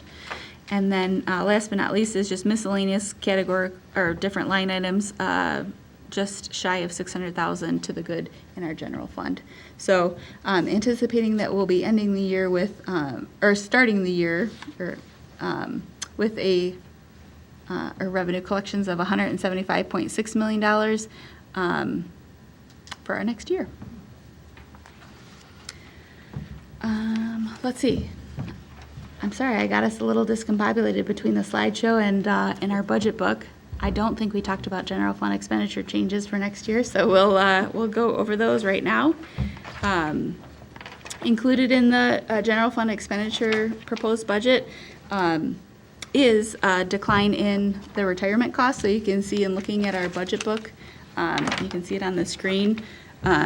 Looking across the board, that retirement savings of $3 million, we're going to really see across each one of those line items. In addition to that, $3 million is also the 147C expenditures that are going to be reduced. So we're projecting expenditures next year to be $177 million. That will leave us a fund balance of 17.1%. In the budget, we've included lots of adjustments. We've, again, taken into consideration that this was the last year for our COVID grants, so the staff that were funded out of those have been shifted back to the general fund in this proposed budget. We've also accounted for step increases as agreed to in our collective bargaining agreements. We've taken into consideration savings from retirements and new teachers coming in that will be lower on the salary schedule than those retiring generally. We've also taken into consideration a reduction in staffing because we are losing students, that we'll be able to recognize some savings on teacher salaries because of that. As mentioned, the reduction of the 147C1 expenditures because of the reduction in the revenue. We've also backed out the athletic program improvements this past year in recognition of some of our one-time revenues. We were able to do some pretty neat renovations at each one of our high schools to their weight rooms and some additional other athletic improvements. And I know we saw that video, I want to say maybe last month. That was pretty amazing and wonderful to hear the feedback from the students that get to use those facilities. So that was just a one-time expenditure, so that's being backed out of the proposed budget. Also, an adjustment to our transfer to the capital projects fund. We have, in this year, have built in $1.5 million transfer to the capital projects fund, and that's because we continue to recognize that the needs for our facilities outpace what we're able to bring in through the sinking fund and through the bond. So whenever we can set aside some dollars to address those needs, we will. What we've done for the proposed budget is drop that transfer down to $500,000, and then we can reevaluate that in the new school year when the final budget is approved by the state, and we can continue to have conversations with the board to find out your comfort level if we want to keep the $500,000 transfer. Do we want to move it back up to what we were able to do this year? Do we want to back it down because something didn't come through as we thought? But honestly, that's one of the perks of having a fund balance, is because we can have some of that flexibility and we can have a little bit of a wait and see approach to the budget. Another adjustment we made this year, we replaced some maintenance vehicles. About $300,000 was the total cost for those maintenance vehicle purchases that came out of the general fund. We will not have that purchase next year, so that's been backed out of the expenditures for next year. Our tax collection fee, we negotiated a new agreement with the city, so we were able to recognize savings in that area. And lastly, as mentioned before, with the share time program, we'll have a reduced number of pupils that were being funded out of share time, but then we'll also see some savings on the expenditure side from our share time program. So in the end, again, final expenditures will be just north of $177 million, and that will leave us with an ending fund balance of 17.1%, which is again keeping us within that 15 to 20% recommended by the Michigan school business officials. So, moving on, I'll pause if anybody has any questions on that general fund. Mrs. Burton? Just a couple comments about having the 17.1%. The reason that they recommend that we have that kind of money in our fund balance is because we don't know when we may have major shifts that hit us. Yep. One thing that, I mean, it happened when some of us who are sitting on the board right now, just a handful of years back, where we lost $462 per student in October, well into the school year, after all of our staff was hired for the year and funded for the year, and that equated to millions of dollars.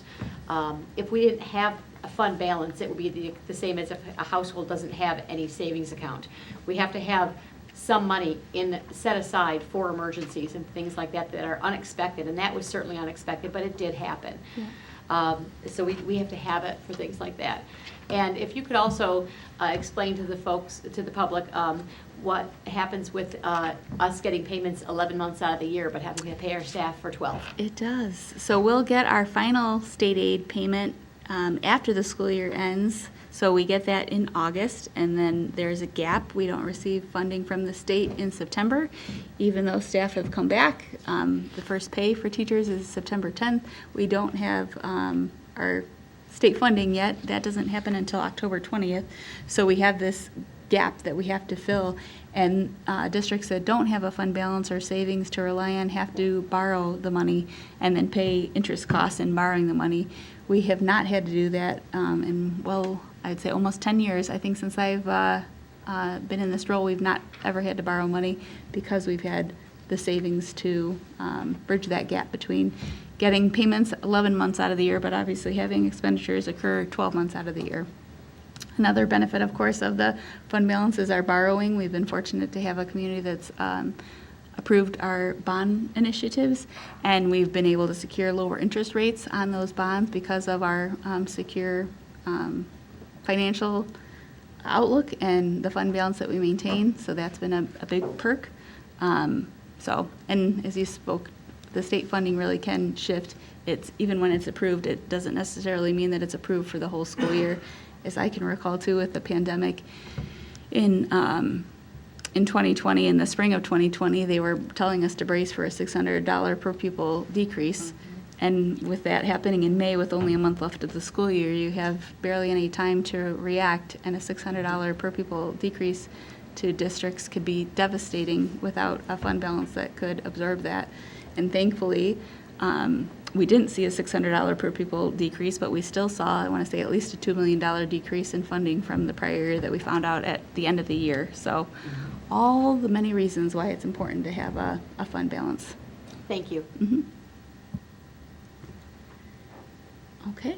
I think we're just about done. The next slide is just our other funds, which is what we're going to run through on the budget book, so we can be over with the PowerPoint presentation, and I'll run through those highlights of our additional funds for you.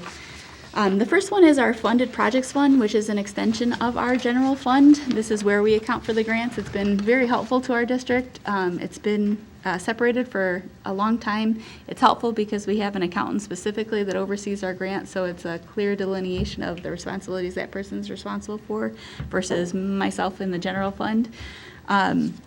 So I can walk you through our final budget amendment here. You can see a number of items that are dropping off for next year. Some of these things are just things that haven't been approved yet, but we can add when those come through in our first budget amendment. So I'll go through some of the more noticeable ones. The Section 23G, Michigan Kids Back on Track. That's something that I believe what's reflected here in our proposed budget is the carryover. So those would be funds that we didn't spend all the funds this year that we'll have available to us next year. Looking at our 31A grant, the $3 million, and actually that I think will be going up. I'm going to make a note that we won't be receiving the $3 million next year. That's proposed to be cut in half, but I do think we'd be closer to 1.5. So I'll make that adjustment for our for the board for next week. Continuing to move down, the Section 97, the 403 that's reflected in the final amendment, that was carryover from the prior year. Next year, that is going away. In fact, that was gone this year. They combined the Section 97 with the 31AA, and that became, previously 31A was strictly mental health, and now that's mental health and security under 31AA. So that's significant. I just want to pause there for a moment because we have, that was something that was a strong addition to the budget. First, the 97C, the dollars for safety and security specifically, and then the 31AA, which were the mental health supports. And so that was a significant response by the state to fund schools' efforts in those two areas. They then combined it for this current school year into 31AA. And that was a $3 million, 1.5 for each. And so we were able to utilize that to supplement our safety and security efforts that we continue to put in place, and also our additional mental health supports. So for the upcoming budget, at least what has been proposed, and that looked to be consistent across, is to have that cut in half. That has only been in place for a very short period of time. So that's an example of where the inconsistency in some of these categoricals is very challenging, because some schools went ahead and secured school resource officers or additional social workers, or put in different security systems that they may or may not be able to now maintain. So a 50% decrease when it has just been put in is significant, and we're seeing that for this coming year. And from there, we really don't know whether that will continue to be in place or not. So that's why when we advocate for additional dollars, our strongest advocacy is for it to go on the per pupil funding, because that does not get us caught up in the changes from year to year on a particular categorical, like this educator enhancement, right? We had the 650,000 this year.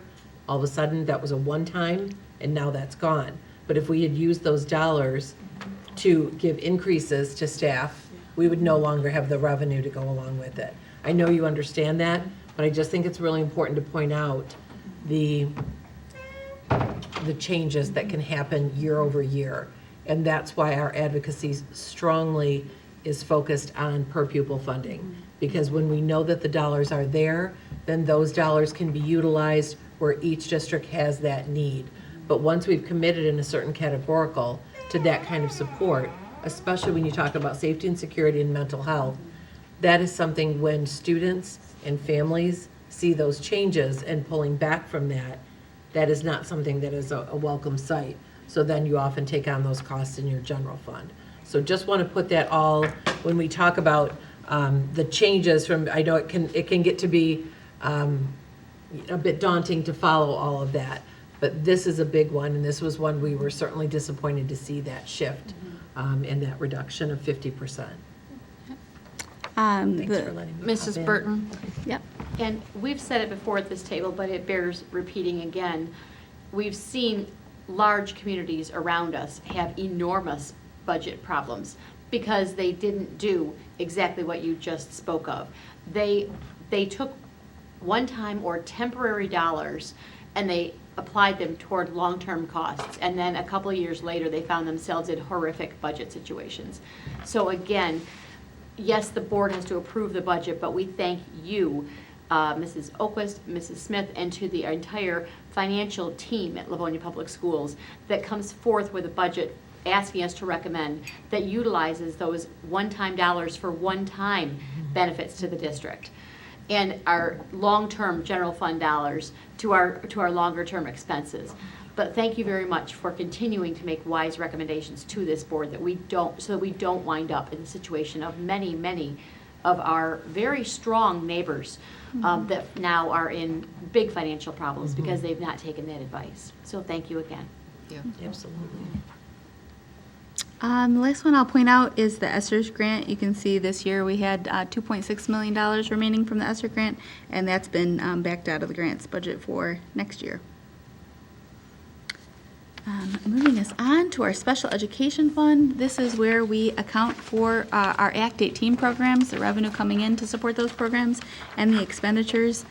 You can see what's been included in the proposed budget. That does go, I want to say it was back in, maybe February 1st or March 1st. Ms. Sproul went before the WinRisa team to present our budget request for the Act 18 program, and those have been approved, so we've been able to budget for actual approved budgets in here. So we've accounted for step increases and whatnot and have reflected that in this budget. Moving us on. Feel free to stop me if you have questions on any one of these, okay? Next up is our debt retirement fund.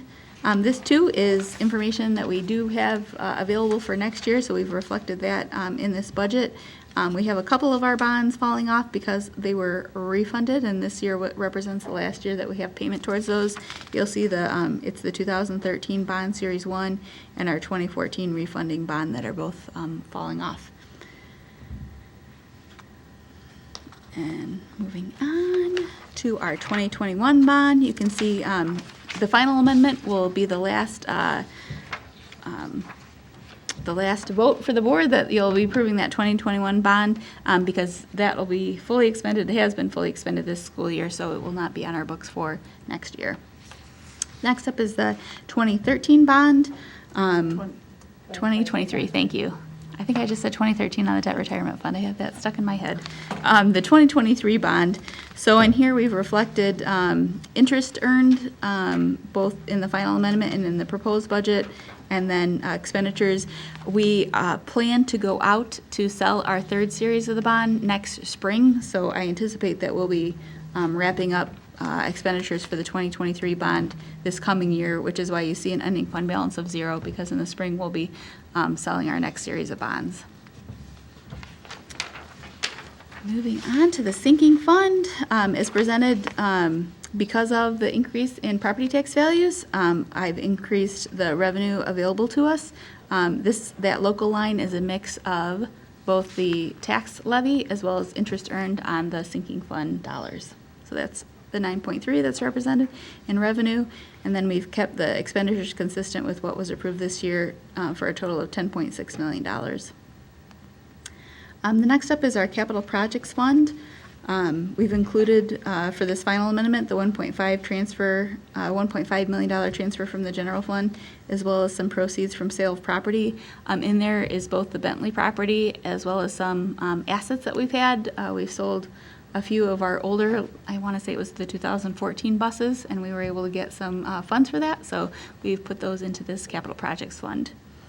And then on the expenditure side, this year the big project coming out of here was the Early Childhood Center roof, but we've also been able to do some other smaller projects because we have these funds available. So that $1 million included in the proposed budget is more of a placeholder, and generally if a project is going to be done out of this would be something that would be coming to the board for approval.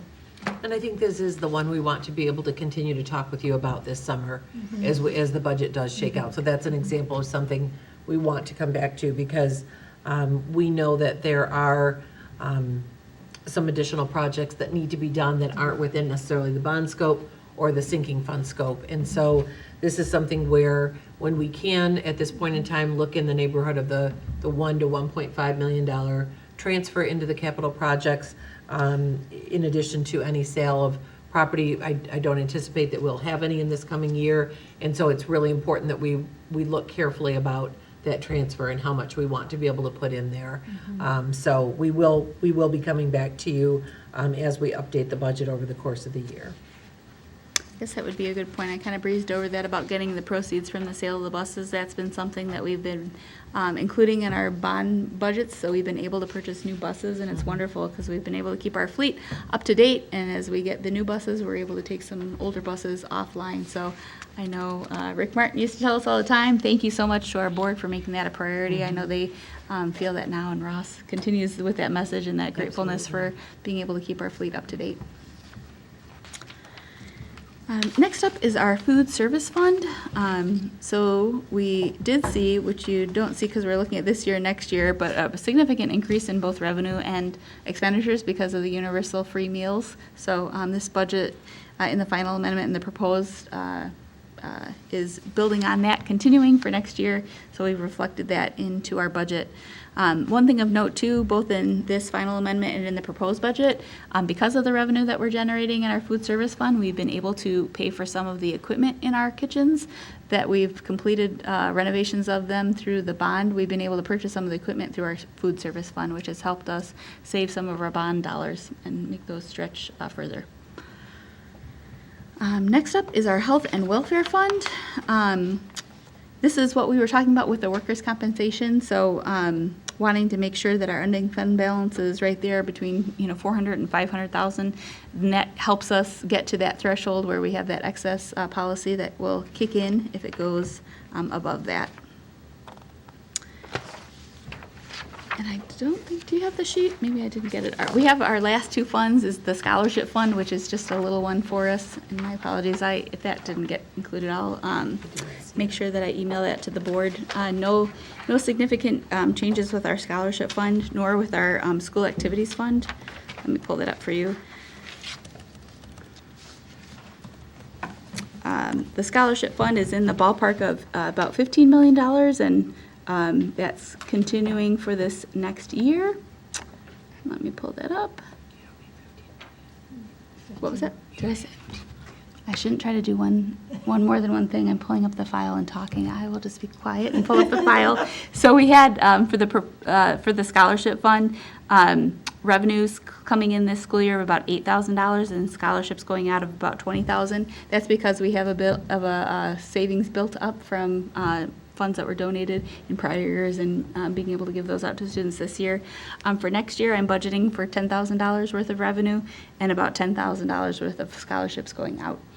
And then our last fund is the School Activities Fund, and that's a new one that came to us a few years back because there was a new GASB, and it is those funds for the schools that are raised by the schools, and I'm projecting those expenditures and revenues to stay the same this year, next year, in the ballpark of about $3 million collected and $3 million going out. So that is it for our budget.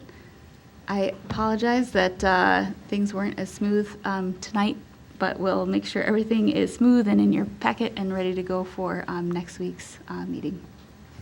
Mrs. Burton. Am I remembering correctly that any money that is made in the food service department needs to be expended in the food service department? That's correct. There's, I'll say, one exception, and that's our indirect cost transfer that we're allowed to do. The USDA recognizes that we incur costs, like in the HR department and the finance department overseeing the grants, so they allow us to do an indirect cost transfer. They tell us what the percentage is, so this year I think it's to the tune of maybe $300,000 that we could charge the food service fund, and then that would come into the general fund, but that is the only exception, and that's in recognition that our general fund is helping contribute to the cost of the food service fund. So those would be things like the utilities, running the stoves, and HR, hiring food service employees, processing retirements, same with the payroll.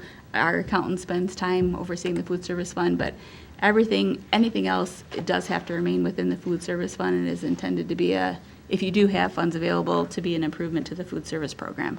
Okay. And then one other question for either of you. With the new food service program this year that was really dictated, for the most part, by the state of Michigan to us, where all students, regardless of income, are eligible for free breakfast or free lunch, that made predicting food amounts that were going to be needed, excuse me, extremely difficult. And how are we with staffing? Because that had to put a large load on staff. I mean, are we able to maintain enough staff? Have we increased our hours for our staff? What's happening as of now that we've finished the first year of that really unforeseen change in the program? Yeah, well, it is not uncommon, and HR, you can correct me if I'm wrong, for us to have a pretty continuous food service posting up. For food service general helpers, you may see that come through relatively often, and so we are still looking for some additional food service helpers. In some cases, we did extend the hours based on the number of meals that needed to be prepared. Overall, we have relatively similar staffing as we've had in years past. Our staff is working extraordinarily hard, but we do have positions that do need to be filled. Okay. Throughout the year, there have generally been no uncovered positions. We would have floats cover in areas of need at times, but it wasn't a dire situation where we were truly in need of staff. Okay. All right.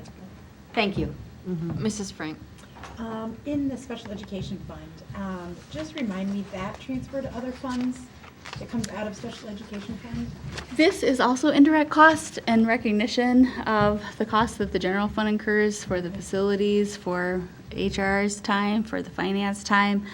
We've also, in the past years, done a transfer to the capital projects fund, knowing that we have renovations upcoming at Garfield, and that if we wanted to do some things out of the capital projects fund, we could do so with those funds. But the large majority of that is an indirect cost reimbursement that the Wayne RESA approves for districts that are operating Act 18 programs. Any other questions?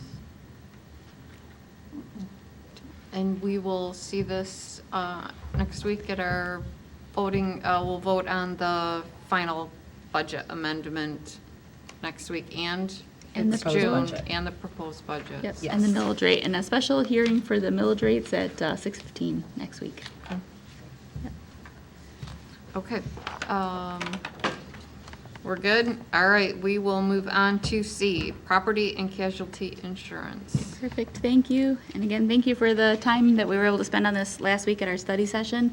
The district does purchase insurance or is part of a pool to help mitigate some of the risks. Some of the insurances that are covered by this pool include property and damage, boiler and machinery, automobile, general liability, excess liability, employee dishonesty and crime, school board legal liability, cyber liability, and crisis protection. So this line item for us in the coming school year is $1.4 million, which is a lot, but also realizing it's covering a lot. So this is covering our almost $750 million worth of, facilities across the district. So if there were to be some kind of catastrophic weather event, this would cover that. With that said, the $1.4 million is a very large line item in our budget, and we've been part of the Maisel pool for quite a long time. I've gotten involved with it. I've been able to be a part of their claims committee and their executive board, so I can understand the inner workings of how the pool operates. I do think it's generally served our district well. But with it being such a large line item, I think it is time for us to go and research what options are available to our school district. The bylaws for Maisel require that we give a 1-year notice. So what I would ask the board for next week would be a resolution giving them notice technically of our intent to withdraw from the pool. But I will remind you, as we discussed last week, it's not a final decision. It's just giving them notice that we are going to bid out our insurance. And so we will, if that's approved by the board, we'll share that with Maisel. And then during the course of this school year, I'll reach out to other carriers so that we can get bids for what the cost would be to go for somebody else. And then I'll bring that back to the board. And then we as a school district can decide what would be in our best interest, if it would be to stay with the Maisel pool or if it might be time to make a change to another pool or another carrier. So that's what this item is related to. And it sounded like from the study session that the general consensus of the board was your openness to it. So if that continues to be your stance, I'd be happy to prepare that resolution and include it for your consideration next week. Any questions? Mrs. Burton?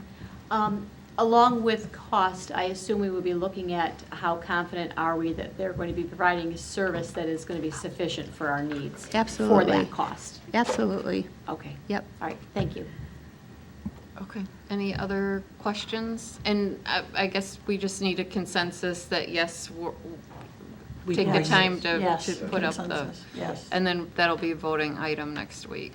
Yes, please, on the Okay. resolution, and we'll also have that in your packet as well. Okay, that completes the Finance Committee, and Mrs. Bradford, can I Yes. request that maybe we take a 5-minute break? Sure. We will take a 5-minute break, and we will be back shortly. Thank you.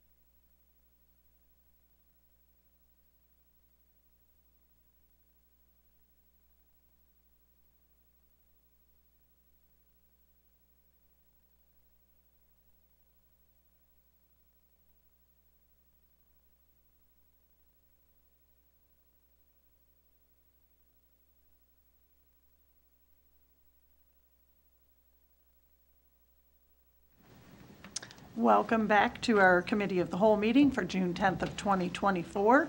We're going to move right along to item 4, the Curriculum Committee, and I'm going to turn it over to Mrs. Acosta.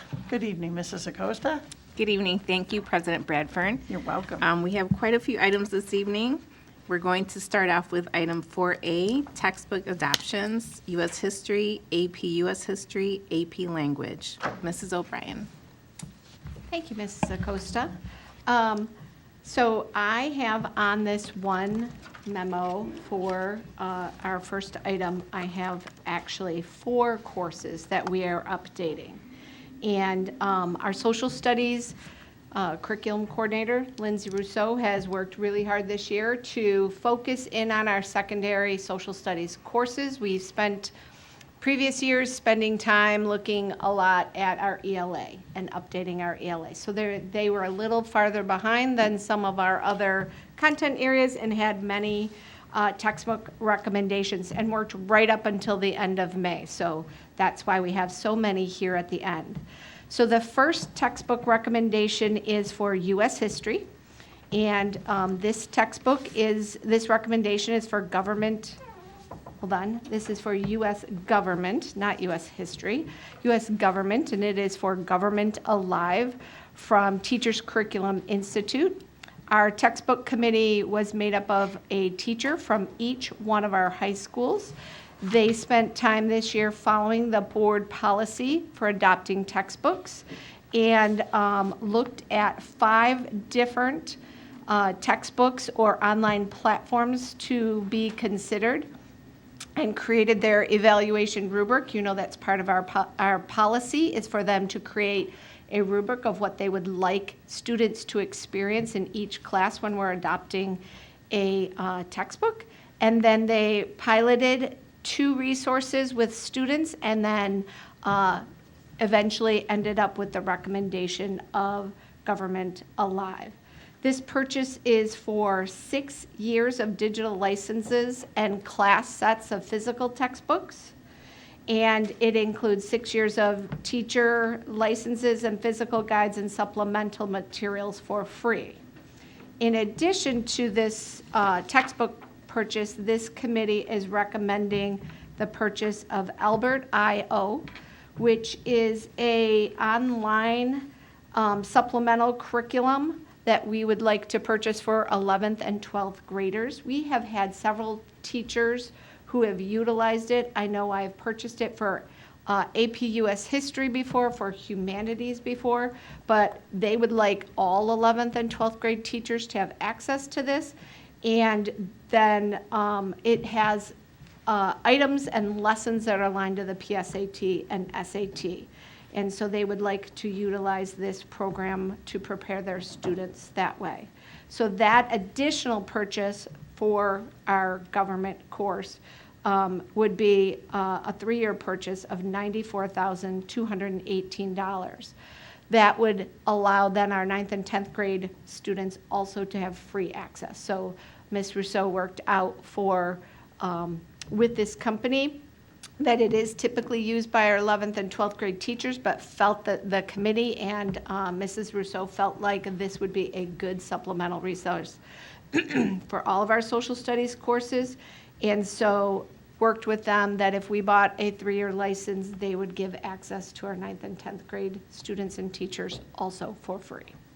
So the total purchase for U.S. government is $178,298. Thank you, Mrs. O'Brien. Any questions or comments? Okay.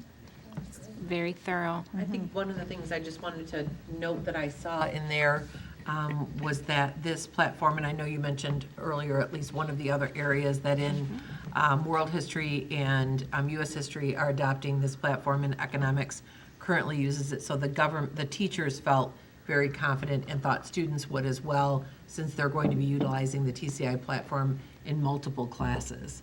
And I think that can be very helpful with the amount of resources that are online, not only for accessing the materials, but accessing quizzes or reviews, to have a consistent platform for students across social studies classes in different grades. I could see that being very helpful. So I was glad she included that in there and that was something that the committee considered. And we utilize it at the 5th and 6th grade level, that same platform from TCI, History Alive. Yeah, History So students knowing the platform really helps them focus on the Yes. learning of their content area. Thank you. Mrs. Frank?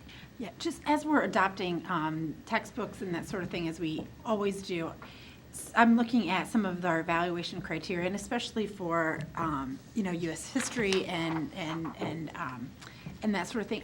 Is one of our evaluation criteria is a balanced view of, right, when we're getting into politics and history and government and that sort of thing, are we looking at both sides and teaching equally both sides of a narrative, both sides of both, it is not an and or, right? It is a both and in terms of what we're presenting to the kids, in terms of whether it be something about politics, something that happened in history. I'm just wondering if we make sure the textbooks that we're supplying are inclusive. I know it talked about the diversity, but just inclusive of different views. So I think one of the things that you're asking really is aligned to our social studies standards that have been updated, making sure that we have an inquiry base, so we're asking questions about historical events so that we do get at both of those perspectives, so that it isn't just what the textbook says, but our standards actually want our students to be thinkers.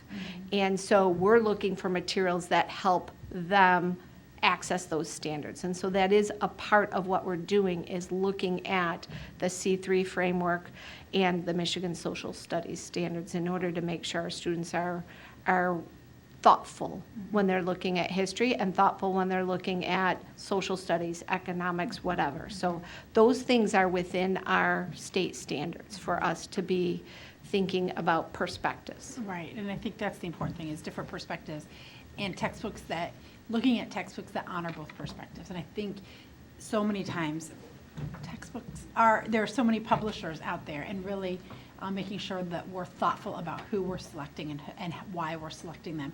I love all the evaluation criteria, but just does it present a balanced view, I think is a really, really important piece of that, because what the textbook says, right? We can talk about, we can have a discussion about it, but if the textbook says it's just this way, then that kids, right, tend to say, okay, that's my teacher said it was, so, or the textbook said it was. So I think it's really important to have the balanced view that you mentioned. Thank you. So I'm going to move on to the second book, or the second recommendation. So this one is for U.S. history. So this is from the same company, TCI, Teachers Curriculum Institute, and it is for History Alive.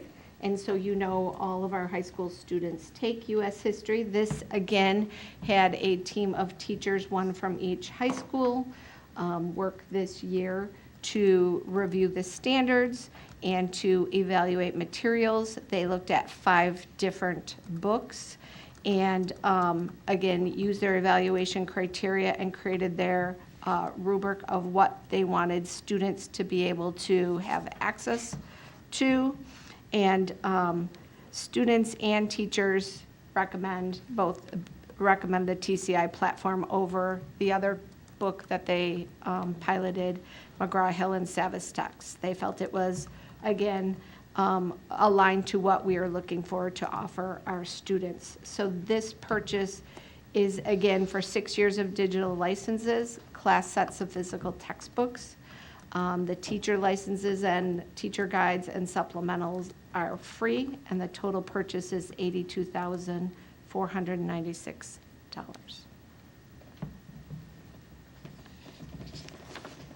Okay. I just, in response to one of the things that you had asked about, Mrs. Frank, I know you were reading off of the bullet points under the evaluation rubric outcome. One of the things that I was seeing in here, providing lessons that promote classroom discourse and entry points for all students, providing resources that promote student inquiry, reflection, critical thinking, problem solving, and sense making, opportunities to look at different instructional abilities and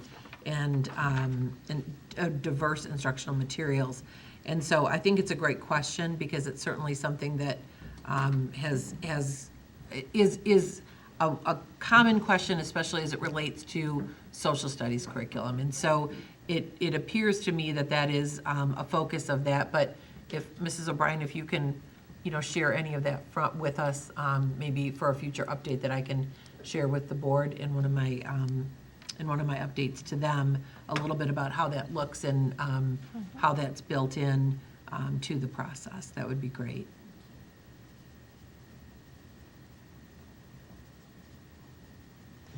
Okay, thank you. Our next two textbook adoptions are for AP courses. So we have AP U.S. Government textbook. And again, we had members from each one of our high schools looking. Our AP College Board has recommended texts that you look at. Sometimes there's more for a given course than there are for others. So they are looked at, if you notice, there were 7 different books for AP Government for them to look at and evaluate. And so they spent time this school year, again, working as a committee and evaluating what they wanted students to have as an experience within the AP course, and landed again on United States Government and Politics from Perfection Learning. And this purchase is a consumable book. So they are recommending that we purchase 6 years of consumable softback books for students to be able to notate and annotate in. And so they felt that that was important for kids to be able to keep track of their thinking as they're reading this textbook. And it was priced so that we could afford to do consumable books. So the purchase is for 6 years of consumable textbooks for $53,447.10. Again, the teacher resources and materials are free. And then the AP Language textbook is also a consumable book. So it is from AP Language, English Language and Composition, the AP edition. And this purchase is for $38,533.01. And again, we had, for AP Language, we had 6 teachers, 2 from each high school. And this is a new course that we've been offering and piloting. Franklin offered it, and it is taking the place of our Accelerated 11, because students who would choose AP Language, we didn't have enough students at our accelerated level to run both of those courses. So one of the things these 6 teachers worked at is what makes most sense in offering our accelerated students an opportunity to earn college credit. Now, we still will have Accelerated 9 and Accelerated 10 in our English Language Arts department, but AP Language will be the offering for our accelerated 11th grade students. And so they spent time, and again, as you look, there's 9 books that they looked at this year to provide our students with a rigorous reading and writing curriculum resource in order to prepare them for the next level and prepare them for that test. And so again, they're recommending the consumable books so that students can annotate within them. They are also recommending an additional supplemental resource from Marco Learning. And Marco Learning has an AP lesson plan library that they are recommending that they utilize as an additional supplemental to support what they are teaching. And one of the things that it does is it helps grade essays. And so it is also possibly a pilot that we might utilize in other courses where it is very heavy into writing, because our teachers are being asked to have students do multiple essays throughout the year, and then that's, 120 essays that they're evaluating. So Marco Learning not only has learning lessons, but it also has an AI type of a platform to help score writing, which is aligned to the AP rubric. So again, this committee felt like that was a very important piece that they wanted to add to the course for our AP students.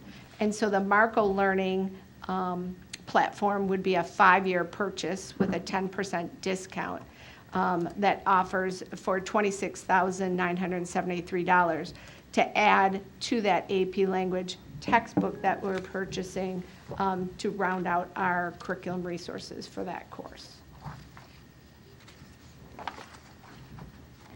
Mrs. Burton. Just one question on the AI grading of essays. I assume that the teacher can override a grade that AI may give an essay. Is that correct? Of course. Good, thank you. Mr. Johnson. Thank you, Mrs. Acosta. Mrs. O'Brien, I noted that in each of the recommendation letters, there was a student response. And you may or may not know the answer to this, but how heavily do they weigh those responses in determining the recommendations that they make?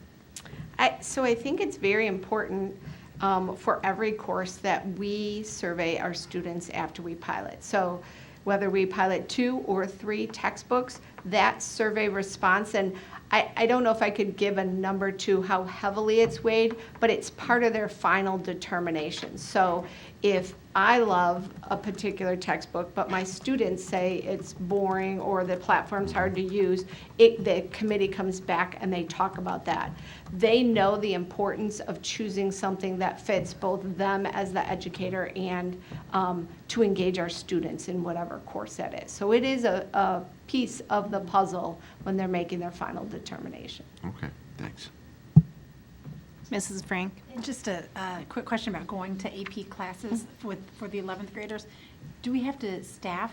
Because if you're teaching an AP, isn't that professional development that has to be done over the summer? And are we okay with transitioning all of our English teachers to 11th grade English teachers, or staffing, I guess is what Our I'm asking. accelerated teachers. Have to go to training. So yes, any teacher who's interested in teaching AP language who taught accelerated ELA 11 would go to College Board training this summer. And we have more than enough volunteers. Okay. So thank you for asking that.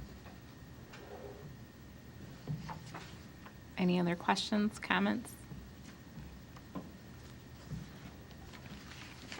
So we'll move on to item 4B, HMH, into reading student journals and Rigby readers.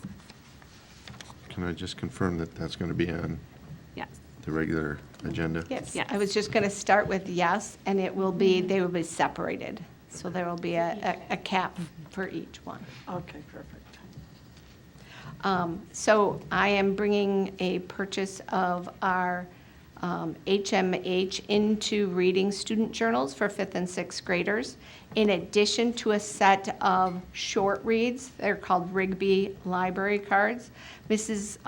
Corey has worked with the company to help create, from what they have, a set of upper elementary appropriate guided reading activities. So the Rigby readers that Houghton Mifflin was offering looked more elementary, but they also then had like a short read on a card. So she worked with the company in order to create a separate purchase. So they usually came together, the cards and the books, for them to give something that looked more upper L. So even if I'm not quite reading at the 6th grade reading level, I'm not reading a small guided reading book like in our K4s.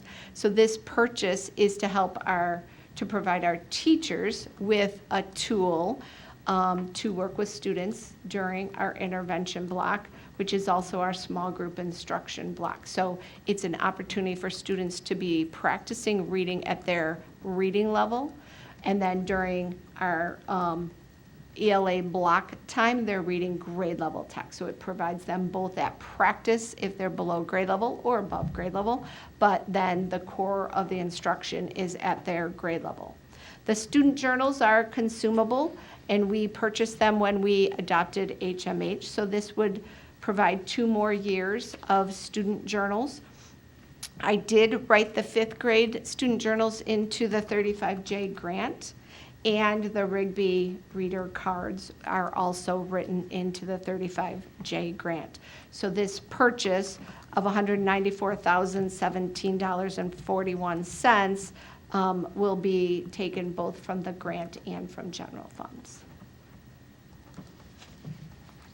Thank you. Questions, comments? Okay, we'll move right along to item 4C, creative curriculum for young fives. Yes, thank you. So I'm bringing to you a purchase to buy 6 sets of curriculum, creative curriculum for our Young Fives classrooms that we're opening this year. This program is actually a newly written pre-K, so not a preschool, but a pre-K Young Fives program that actually came out since we adopted creative curriculum 2 years ago for Jackson Center. So this is a new, more rigorous than the 3-4-year-old preschool curriculum, but not quite kindergarten curriculum. And so we would like to purchase this, one for each one of our new Young Fives classes, and then have them have access to the digital platform. And this purchase also includes professional development for our teachers. Mrs. Corey's been working with our 6 teachers already and had some after-school meetings before they went on summer last week. They've agreed to meet together as a team to prepare next year, to look at the resources, to attend PD, both on best practices for that age level and then utilizing this curriculum so that they can become a professional learning community as a team and really dig into utilizing these resources and build a curriculum framework for our Young Fives programs. So this purchase is going to help provide them materials, but also then give them that platform for them to work together to create what that curriculum is going to look like. So the 6 sets of materials is $35,795.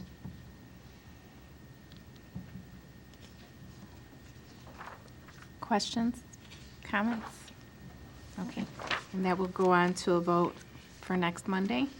Yes. Move on to item 4D, iReady Diagnostic.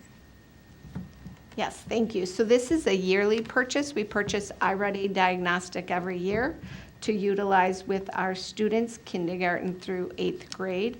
It's part of our benchmark reading law. It's a part of our 3rd grade reading law. There are 4 approved diagnostic assessments by the state of Michigan, and we utilize iReady. We've been using it not quite 10 years, I'd say 8 years we've been using it. One thing that is different this year is we are not going to purchase instructional licenses for our support classes. So we've been working through our MTSS committee to look at what resources we are using at the middle school. And they are working together to kind of create a new experience for our students who are in middle school ELA support and math support. And so we are taking this opportunity to look at what resources they use. Many teachers use multiple platforms, MobiMax, ResKids, IXL. There's lots of different ones that schools utilize. And so what we have found is that we'd like to kind of review what iReady offers as an instructional platform and see if there's something different that would engage our students differently than iReady has. It's still aligned, it's our diagnostic, it helps us define where students are in compared to their grade level standards. It helps us to identify students both for our accelerated classes and for our support classes. So the diagnostic we find to be very, very important, but never has the instructional licenses really taken off. We've had some success in some pockets, but it's not been something that's been utilized. So we're not going to be purchasing those and instead looking at other resources to support those students. This purchase does include 6 days of professional learning. This past year, I had extra professional development from the COVID time, and many of the schools invited a curriculum consultant to come and help them use their data better. So Mr. Hillard set up days where the consultant came in and spent a half day at Frost Middle School and a half day at Roosevelt Elementary. So many of the schools took advantage of that. So we wanted to make sure that that was available to the leadership teams that needed to continue to grow in their use of the iReady data. So that is part of this purchase. So the total purchase for this year's iReady diagnostic is $110,489.20. Questions? Okay. Move on to item 4E, purchase of professional development services from Solution Tree. Yes, thank you. So we have been on our PLC journey for several years, and we are looking forward to our next steps on that journey next year. And one of the things that we've talked and we've surveyed principals and we've surveyed teachers, what do they need next in their PLTs?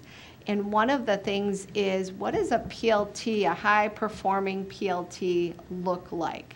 So our teachers have attended PLC conferences. We did that online, and we sent people to conferences. This purchase of professional development would provide a coach to every school.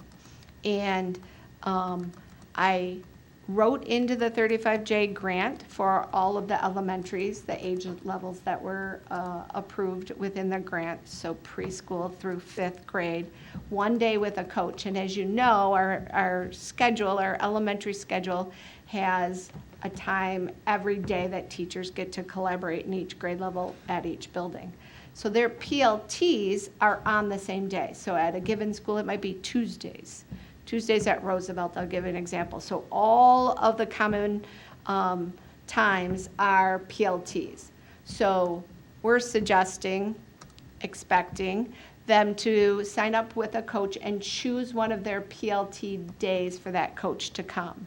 So they could meet with the principal in the morning before they get started, attend PLTs, listen, coach, provide them to level up their PLT time as a team, and then at lunch or at the end of the day, maybe meet with the guiding coalition from that school and talk about what are their goals on their PLC journey. And so felt like that was a important next step for our schools to utilize their professional learning teams at the building level to continue to talk about what do the students need at our grade level? What data are we using? What additional instruction might we need to do? And so those are the next pieces that we want to support our teams with. And so the first quote is for the elementary. And then the second quote is for the secondary schools. And I actually would like to purchase 2 days of coaching for our secondary schools. So they don't have, their PLT times are all after school. So it would be hard for a coach to come 10 times to meet with all of the different teams. So instead, have the coach come on a given day and have rolling subs provide teams time with the coach. So leadership teams, maybe the ELA team. So throughout the day, the building principal plus our time bank subs would provide a day of rolling teams to meet with the coach, and then the coach would meet with the team with all of the PLTs after school. Then come spring, on one of our data dive days, have the coach come back and meet with teams on their data day and push into their teams and help grow their work with utilizing that data. So, you know, if we're U.S. history and we've given our common summative assessment, what does it say? What do kids know when you're done looking at that? What don't they know, and what might we need to teach more of? And so this purchase would provide 12 days of coaching. In addition, there is 9 check-ins for them to have an online check-in with their coach in this quote. And then there is a project management fee. So in purchasing this much professional development, the company will do all the organizing of getting the coaches and signing them up and setting that all up. So it was, you know, the amount of money was a % of what we're purchasing, but that coaching fee of $8,060 would be for the elementary coaching and the secondary coaching. It's just because I didn't write it into the grant, it's not on that other quote. So all of the coaching, like a contractor, right? So they're going to help organize and set up all of those things. So that is the recommendation, is both for elementary and secondary to have that professional development opportunity next year. That's awesome. Mrs. Frank? So will that come as one cap sheet?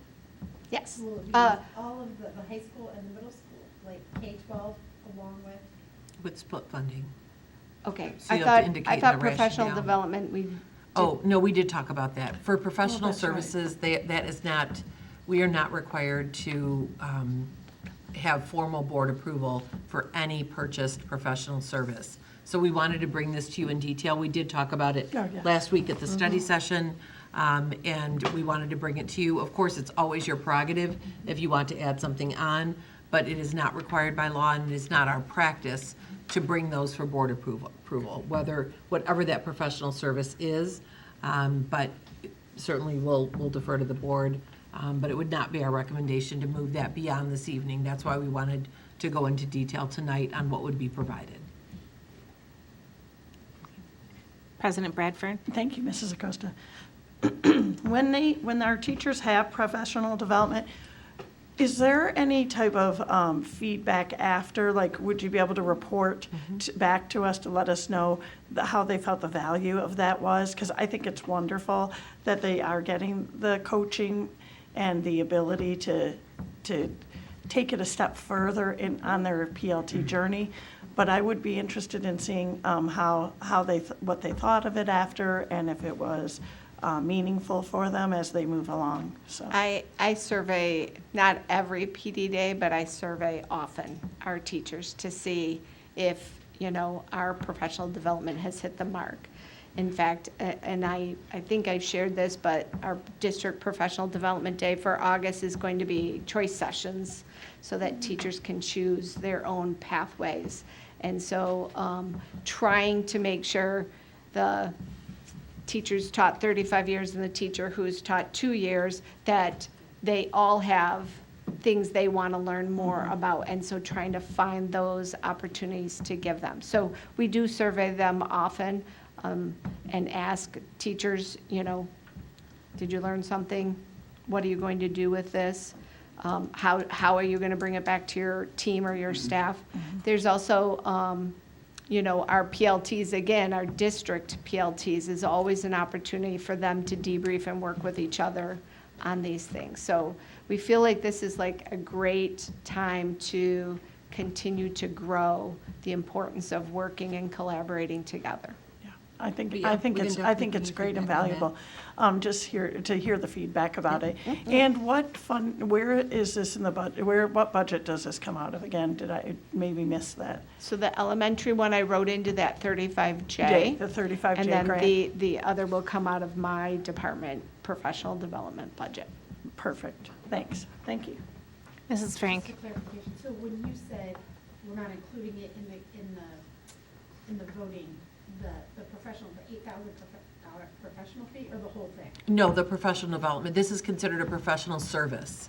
So whether it's professional development, whether it's our having an attorney for something, whatever that is, a professional service is not required to have a formal vote by the board. We, though, really bring everything to you and through study session and committee of the whole. This is a piece. Mr. Johnson? Thank you. Mrs. O'Brien, looking at the quotes, there's 3 quotes. Are Yes. all 3 of them? No, Okay, it the looks like third one is wrong. Okay, it looked like there was a difference between the second and the third, but they were both for secondary. Yes. So the 87,560 is the one that we're recommending moving forward, because it has the 9 check-ins. Right. And we feel like that's important from the fall professional development to the spring. And so I think they sent them all, and I think we just scanned them all to you and didn't look at that. Okay, that's what I assumed, but I wanted to be sure. Thanks. Thank you. Okay, so this is info only, and we'll move on, thank you, to item 4F, 35J preschool book purchase. Yes, thank you. So I would like to bring a recommendation to purchase $30,000 worth of books from the 35J grant for our preschoolers. So I brought this purchase last month, and there was a separate budget code for our preschoolers. So I just want to make sure that we have approval to buy as many books as we can for our kids. And so there is a budgeted amount of $30,000 for our preschoolers that I would like to recommend that we approve. Thank you. We can't wait. Exactly. Yes. And so we're going, thank you, Mrs. O'Brien. I know that was a long list for you to present to us, and we I'm appreciate very that. happy to bring it all to you. We're moving, yes. Can we ask a question though? How Yes.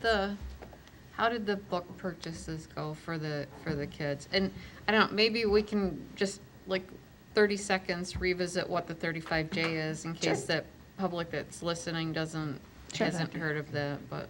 So 35J was a grant that was offered through the state of Michigan to improve literacy for preschoolers through 5th grade that I applied for. And one of the things I put into that grant was 5 books for preschoolers through 5th grade to take home for the summer. So our schools did a yeoman's job of ordering books, organizing book fairs for students to be able to choose 5 of their own books to take home. I can tell you that I got pictures sent to me, a video, a card in the mail, thank you. I think it was a huge success. And I think it's going to be even more fun because next year we get to do it again. So, I think the choice element was probably one of the most important pieces. Initially, just for ease of purchase, we talked about the same books for every second grader, and I think what I've heard is the ability to choose. And some kids got more than 5 books because they figured out pretty quickly that their allotment was $50 at the book fair. So if they bought a book for $5.99, they knew they could get more. So some kiddos left with up to 8 books. And that whole idea of choice, I think, was the most impactful part. Good. We know that, right? High interest. Oh, yes. yeah. Awesome. Thank you for that Thank update. you're welcome. My pleasure. And we're moving on to item 4G, Act 18 purchases for instructional materials and supports with Mrs. Sproul. Hello. Hello there. Good evening.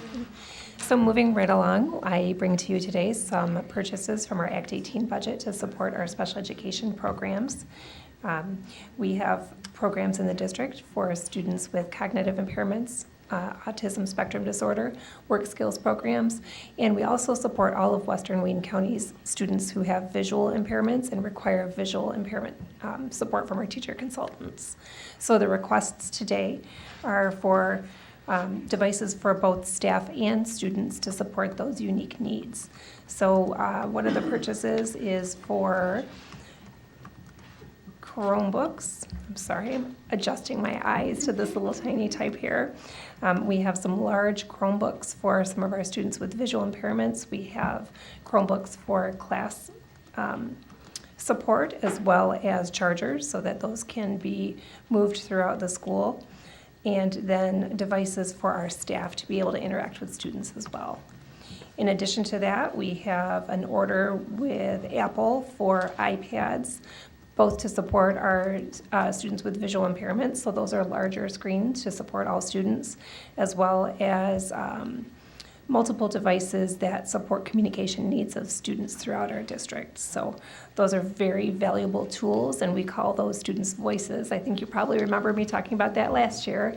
And these are very important teaching tools and really give kids communication. That being said, we like to stay up to date so that our students have the latest and greatest technology that really helps them access their world. And also we have looked at this over a 3-year cycle. So at the end of 3 years, we'll have updated each of our devices that we use. And about 3 years is the lifespan, so then we kind of start over again. So that's a great support. And then the final item within this section is curriculum supports from a company called News to You, which is a fantastic curricular support that gets language arts, social studies, science, and math concepts in an easy-to-use format for our students in our ASD program, our MOCI program, and our work skills program. Thank you, Mrs. Sprout. Any questions or comments? I'm always impressed by how technology is being used and to support our students and their learning, so Absolutely. we appreciate this. Thank you. And this will go on for a vote on the 17th. Correct. And we'll move on to item 4H, appointment of WPAC parent representative. Yes. So I'm thrilled to bring to you today a recommendation for Ms. Kara Clark to be our Wayne County PAC representative. Ms. Clark has served in this role before. She has 2 students within our district that have disabilities, and she is a huge advocate for all of our families throughout. She is never more than a phone call away and can support anybody with any question. The Wayne County PAC participates in the development and implementation of the Wayne County Plan for Delivery of Special Education Services, and this is a required position. We are so fortunate that Ms. Clark not only is a member, but she's actually the chairperson of the Wayne County PAC. She does wonderful things throughout the county. So I'm thrilled to bring her name forward and hope for your recommendation for her. Mrs. Bradford. Thank you. How long is the appointment for? The appointment, I believe, is for 1 year. A 1-year appointment. Okay, thank you. Any other questions, comments? Yes.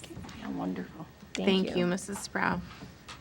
And that concludes the curriculum committee report. Thank you, Mrs. Acosta. All right, that will take us on to item 5. We're moving along here. Building and Site Committee, and we're going to hear from Mrs. Burton. Good evening. We're almost to flipping the page, so that's a good Star. sign. It was going to be an Eat Your Wheaties meeting, and we knew that going in. First item is 5A, approval for Cedar Crest Dairy, and we'll hear from Mr. Francis. Good evening, everybody. Good evening. Just going to set up real quick here. Thank you. Okay. I think I have too many things open right now. Okay. So with regard to the Cedar Crest, we had discussed this at the study of the whole, and this is similar to the month of May. I think, Mrs. Burton, you had mentioned even earlier in this evening's, when you had Mrs. Smith up here We about did. the meals and the numbers. So similar to some other areas with regard to food service, the dairy purchase order that we had open for the year, and that the board had approved the amount of 12 months ago nearly. We do request a little bit more approval dollars from the board so we can finish off the 23-24 school year. So that's the basic need there with regard to the dairy from Cedar Crest. We are going to be asking for an additional $16,000 to be authorized. It's not quite that much, but we're just being safe with it because the board can always approve more. That doesn't mean we have to or are going to spend it. Okay, alrighty. Comments or questions on this item? Mr. Johnson? Thank you, Mrs. Burton. Mr. Francis, when will we vote again on the annual basis for the next school year? That's also in the package. That's in this? Okay, thank you. That'll be item F. Oh, food service Right, yep. purchase, coming down the line. Yep. Are you saying you didn't read my memo? There's a lot of memos today. Some of these, No, some there's of a these, lot on this agenda. this is a full two-pager. Yeah. Any other comments or questions on this item? No? Alrighty. 5B, the bid results for Stevenson practice field. Mr. Francis? Mr. Weber from Plant Moran Real Point is going to be joining me for this item. Welcome. Good evening. Good evening. This is an item that we originally were talking about being a sinking fund project, but I believe after some more recent conversations with Mrs. Smith, that we're looking at capital projects. Is that correct? So if I had written, if you see sinking fund in my memo, just recently we talked about moving that into the capital projects. So with regard to this, the overall topic here is a turf practice field at Stevenson High School. This is something that we've planned and discussed for a little while and are now coming into, having it be to fruition. The three high schools, the overarching plan would be to do this at all three high schools to get additional practice space. We started at Stevenson. They have the largest need. They have the most amount of kids, the most programs, et cetera. So what we're looking at, and I did share, apologies for the rudimentary map that I created. It worked. It's not easy to use a mouse and to draw straight lines, but I think it did the job with regard to the locations of these items. They currently have a grass practice field that is between the main grandstand and the baseball diamond, and we would be reutilizing that space for a turf field, and we do have the bid results for that. Now, we understand that that does not gain them more space simply by changing the product that's on the ground. We would also then be moving over towards the, the north side of the tennis courts. And that area, our goal there would then to be leveling out as best as possible. It's not gonna be a perfectly crowned field. It wouldn't be something you'd want to use for games. It may not even be 120 yards. What we can get out of it, though, will maximize, and that will be another grass space for practices that can occur for different teams, because they put out at one time multiple teams at multiple levels out on their fields to get practice. If we were to put and someone might ask, well, why wouldn't you just put the turf field out there? That was our original plan. But because of the severity of the slope that occurs, because the creek is on that side to the east, we would have had to build a retaining wall that would have been very expensive to have properly made a turf field in that area. So if that was a question that might have been floating around in your mind or anybody who may be watching at home. Oh, I'm sorry, why are they tucking it? We're tucking it back in behind the home stands. the home stands instead of putting it over north of the tennis courts. Yeah, Is that it's what you're less saying? about where it is gonna go and more about how much it would have cost to put north of the tennis courts because of the severe slope that occurs because of the creek. Okay, I'm sorry to interrupt. So is this practice field, it will be utilized for some games, or it's only practice? So these we're calling them practice fields, but I know, because we've had conversations with the folks at Stevenson, that they run so many items that it would not be unheard of for a freshman football game to take place or a JV soccer game to take place on the new turf field, the artificial turf field. Oh, great. Because Okay. that would allow them to run two events at one time. Perfect. Okay, thank you.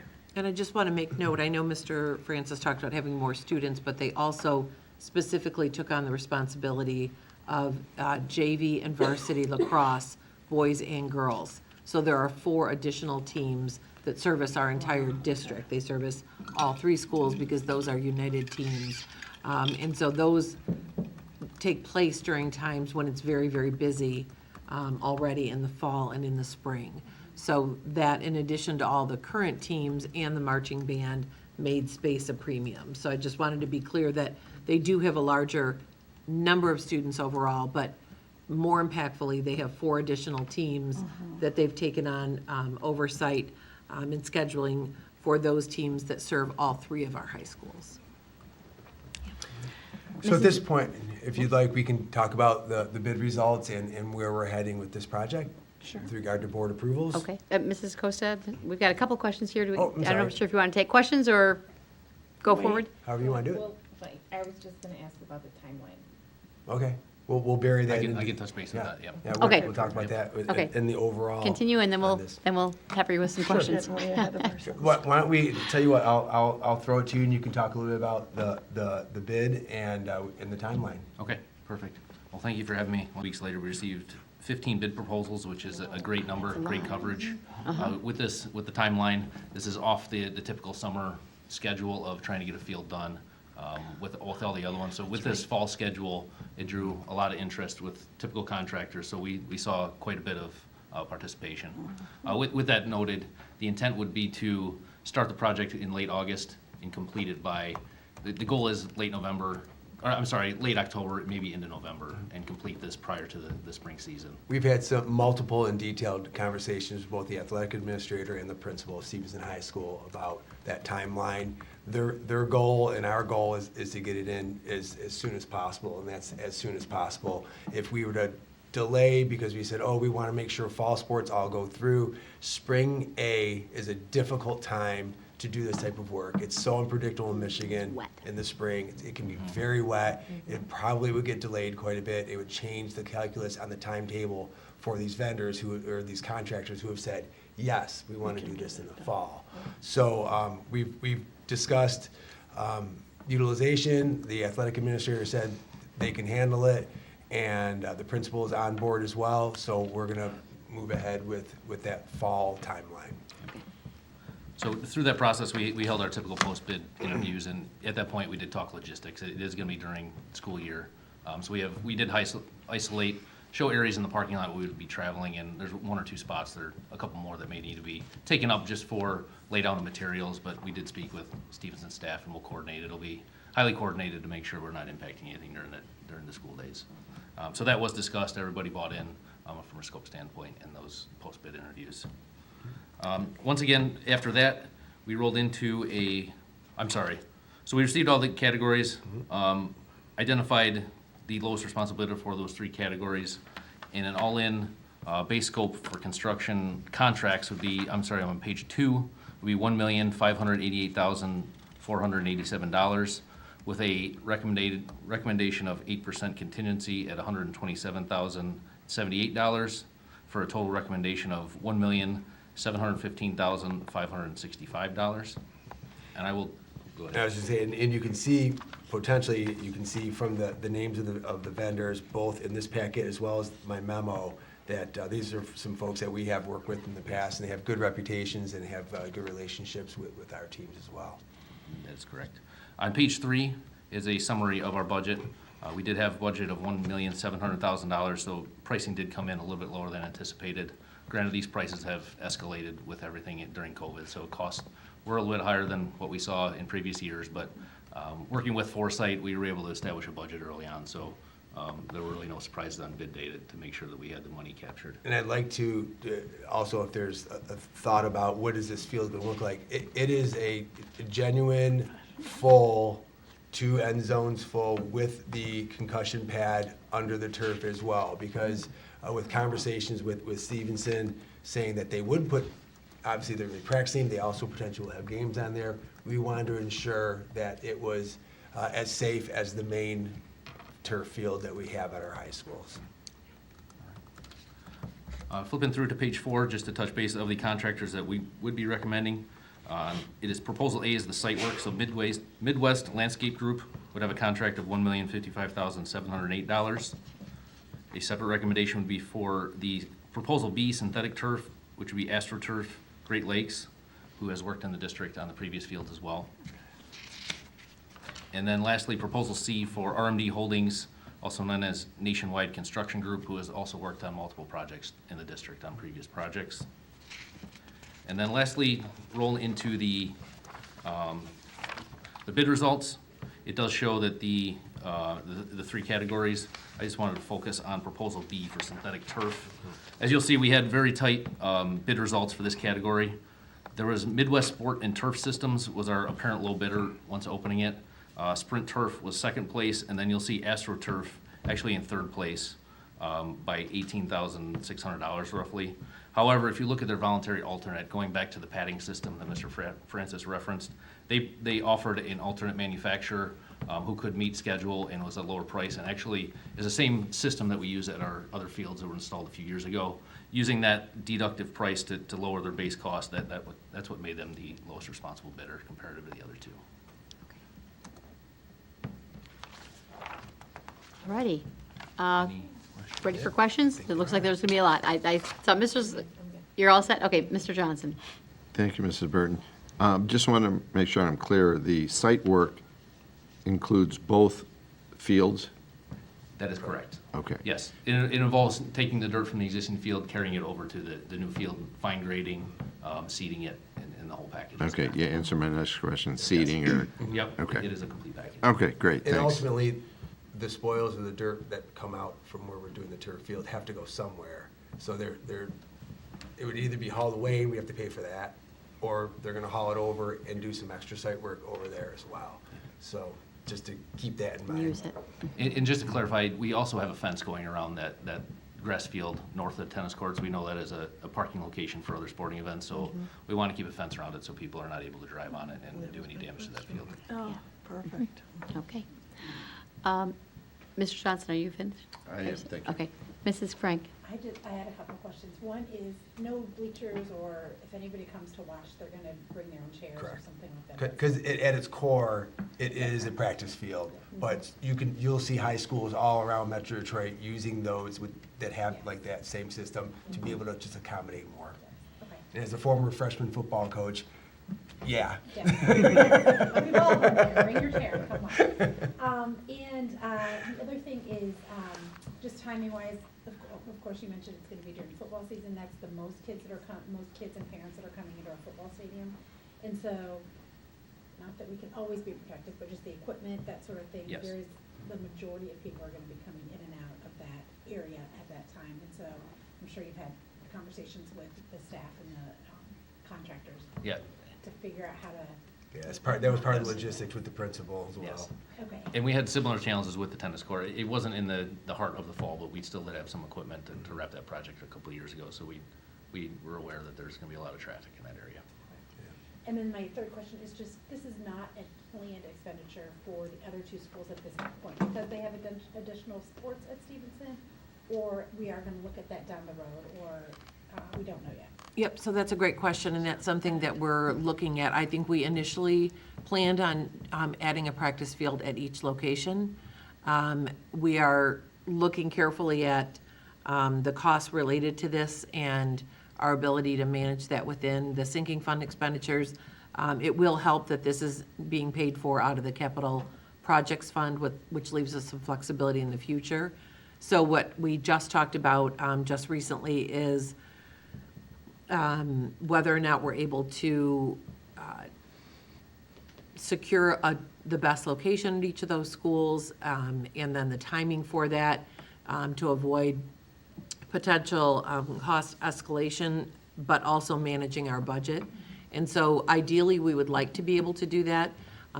This cost is higher than we initially anticipated, but we are also getting that second field over in the other area. So we really want to take a look at the overall costs, how it turns out and how it's utilized.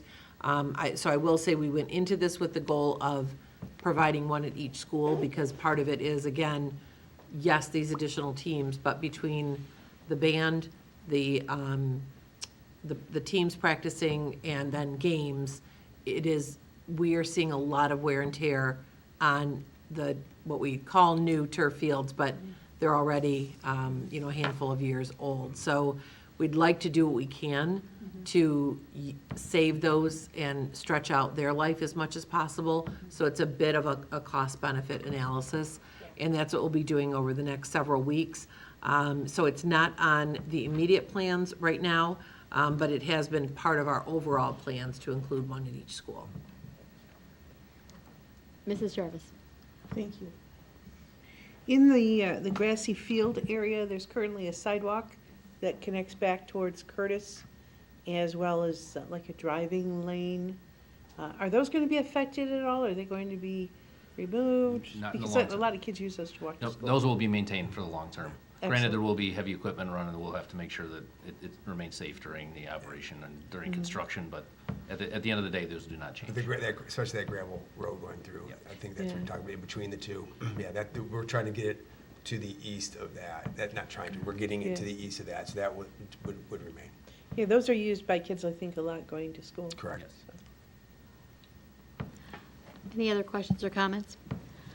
The timing of the work, with this work, it seems like it's going to be almost easier to do it during the daytime because kids aren't back there then, as opposed to the after-school evening hours when there's all kinds of people going back and forth. So are we doing this work during the day, or are we doing it actually after school hours? No, it would be during the day.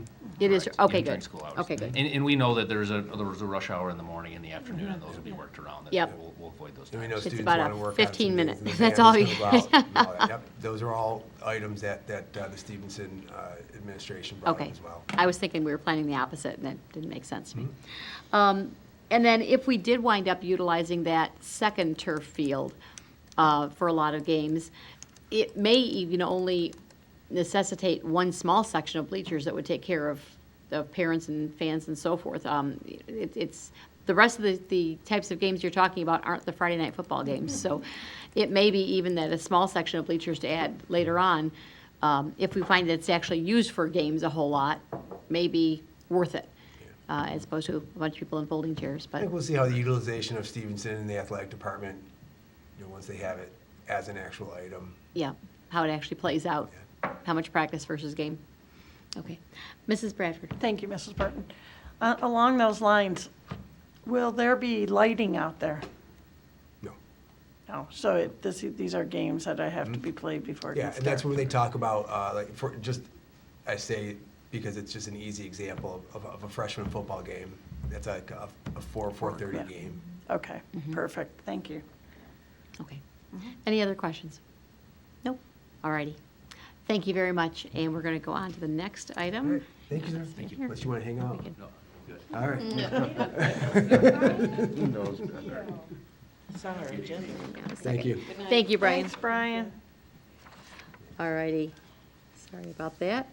All right, on to 5G photocopy paper for 2024-25. Did we miss one? Mr. Francis? No. Nope.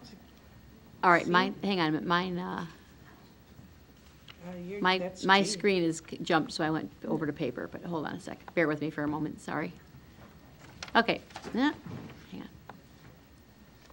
Sorry, installation of security window film. Yes. Mr. Yes. Francis, Thank thank you. Absolutely. The district in its current year's budget from the state of Michigan has what's called 31AA dollars. That's the portion of that is specifically meant for safety and security. So the project that we have worked on is to bring what's called security window film to, and I say window, really it's glass film. It doesn't have to be a literal window. And we are working with a company. We looked through a few different companies with the help of the administrator of public safety, helping lead this as well. We did some research and had some demonstrations, et cetera, and we landed on the company Safe Haven Defense. They're based in Phoenix, but they have a local representative that we worked with and worked through, and as a team, chose specified locations in each building across the district to add this security film. It's something that is, it can slow down an intruder, whether that person wants to try to just be a vandal or whether they're trying to gain actual entry into a building. So that's, I think a lot of people have seen these types of items, either advertised or just have heard of them as well.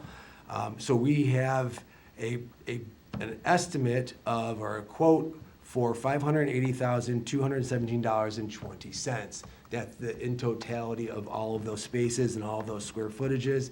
This includes the installation, so that the putting of on the film, the caulking, everything kind of out the door. I mentioned in my memo, it's really a number that is going to be a not to exceed. That we had $600,000 from the state. We don't necessarily plan on spending all $600,000 on this, but we have a large district. We have a lot of buildings. We have many buildings, lots of square foot we can look at. But I would not be surprised as we work through this, because we had a little bit of a time crunch where the representative had to come out several times to do some different measurements in different places.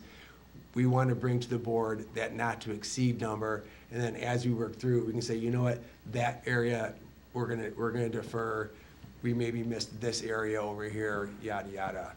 So that number is something that I would very likely not see spending up to. I just want to bring a not to exceed, so we have the safety net of the board having approved it. And if we go to a building and look again for the third time and say, wow, we want to add a spot here, then we can do that. Okay. Questions or comments? Mr. Johnson? Thank you, Mrs. Burton. And I may be getting into the weeds a bit on this, Phil, but I note on the, I guess it's the bid, that there are 3 items for Churchill. It says athletic, main, and PAC, but there are no ones for Stevenson and Right. All buildings Franklin. are different, and we looked into, denoted some different spaces that made logical sense to the security folks. So Churchill is just built a little different than Franklin and Stevenson, and they have some different spaces that were even added on through the renovation. So we're going to... Looking at strategic Yes. locations for this protection. Okay. Okay. All right, thanks. Mrs. Acosta?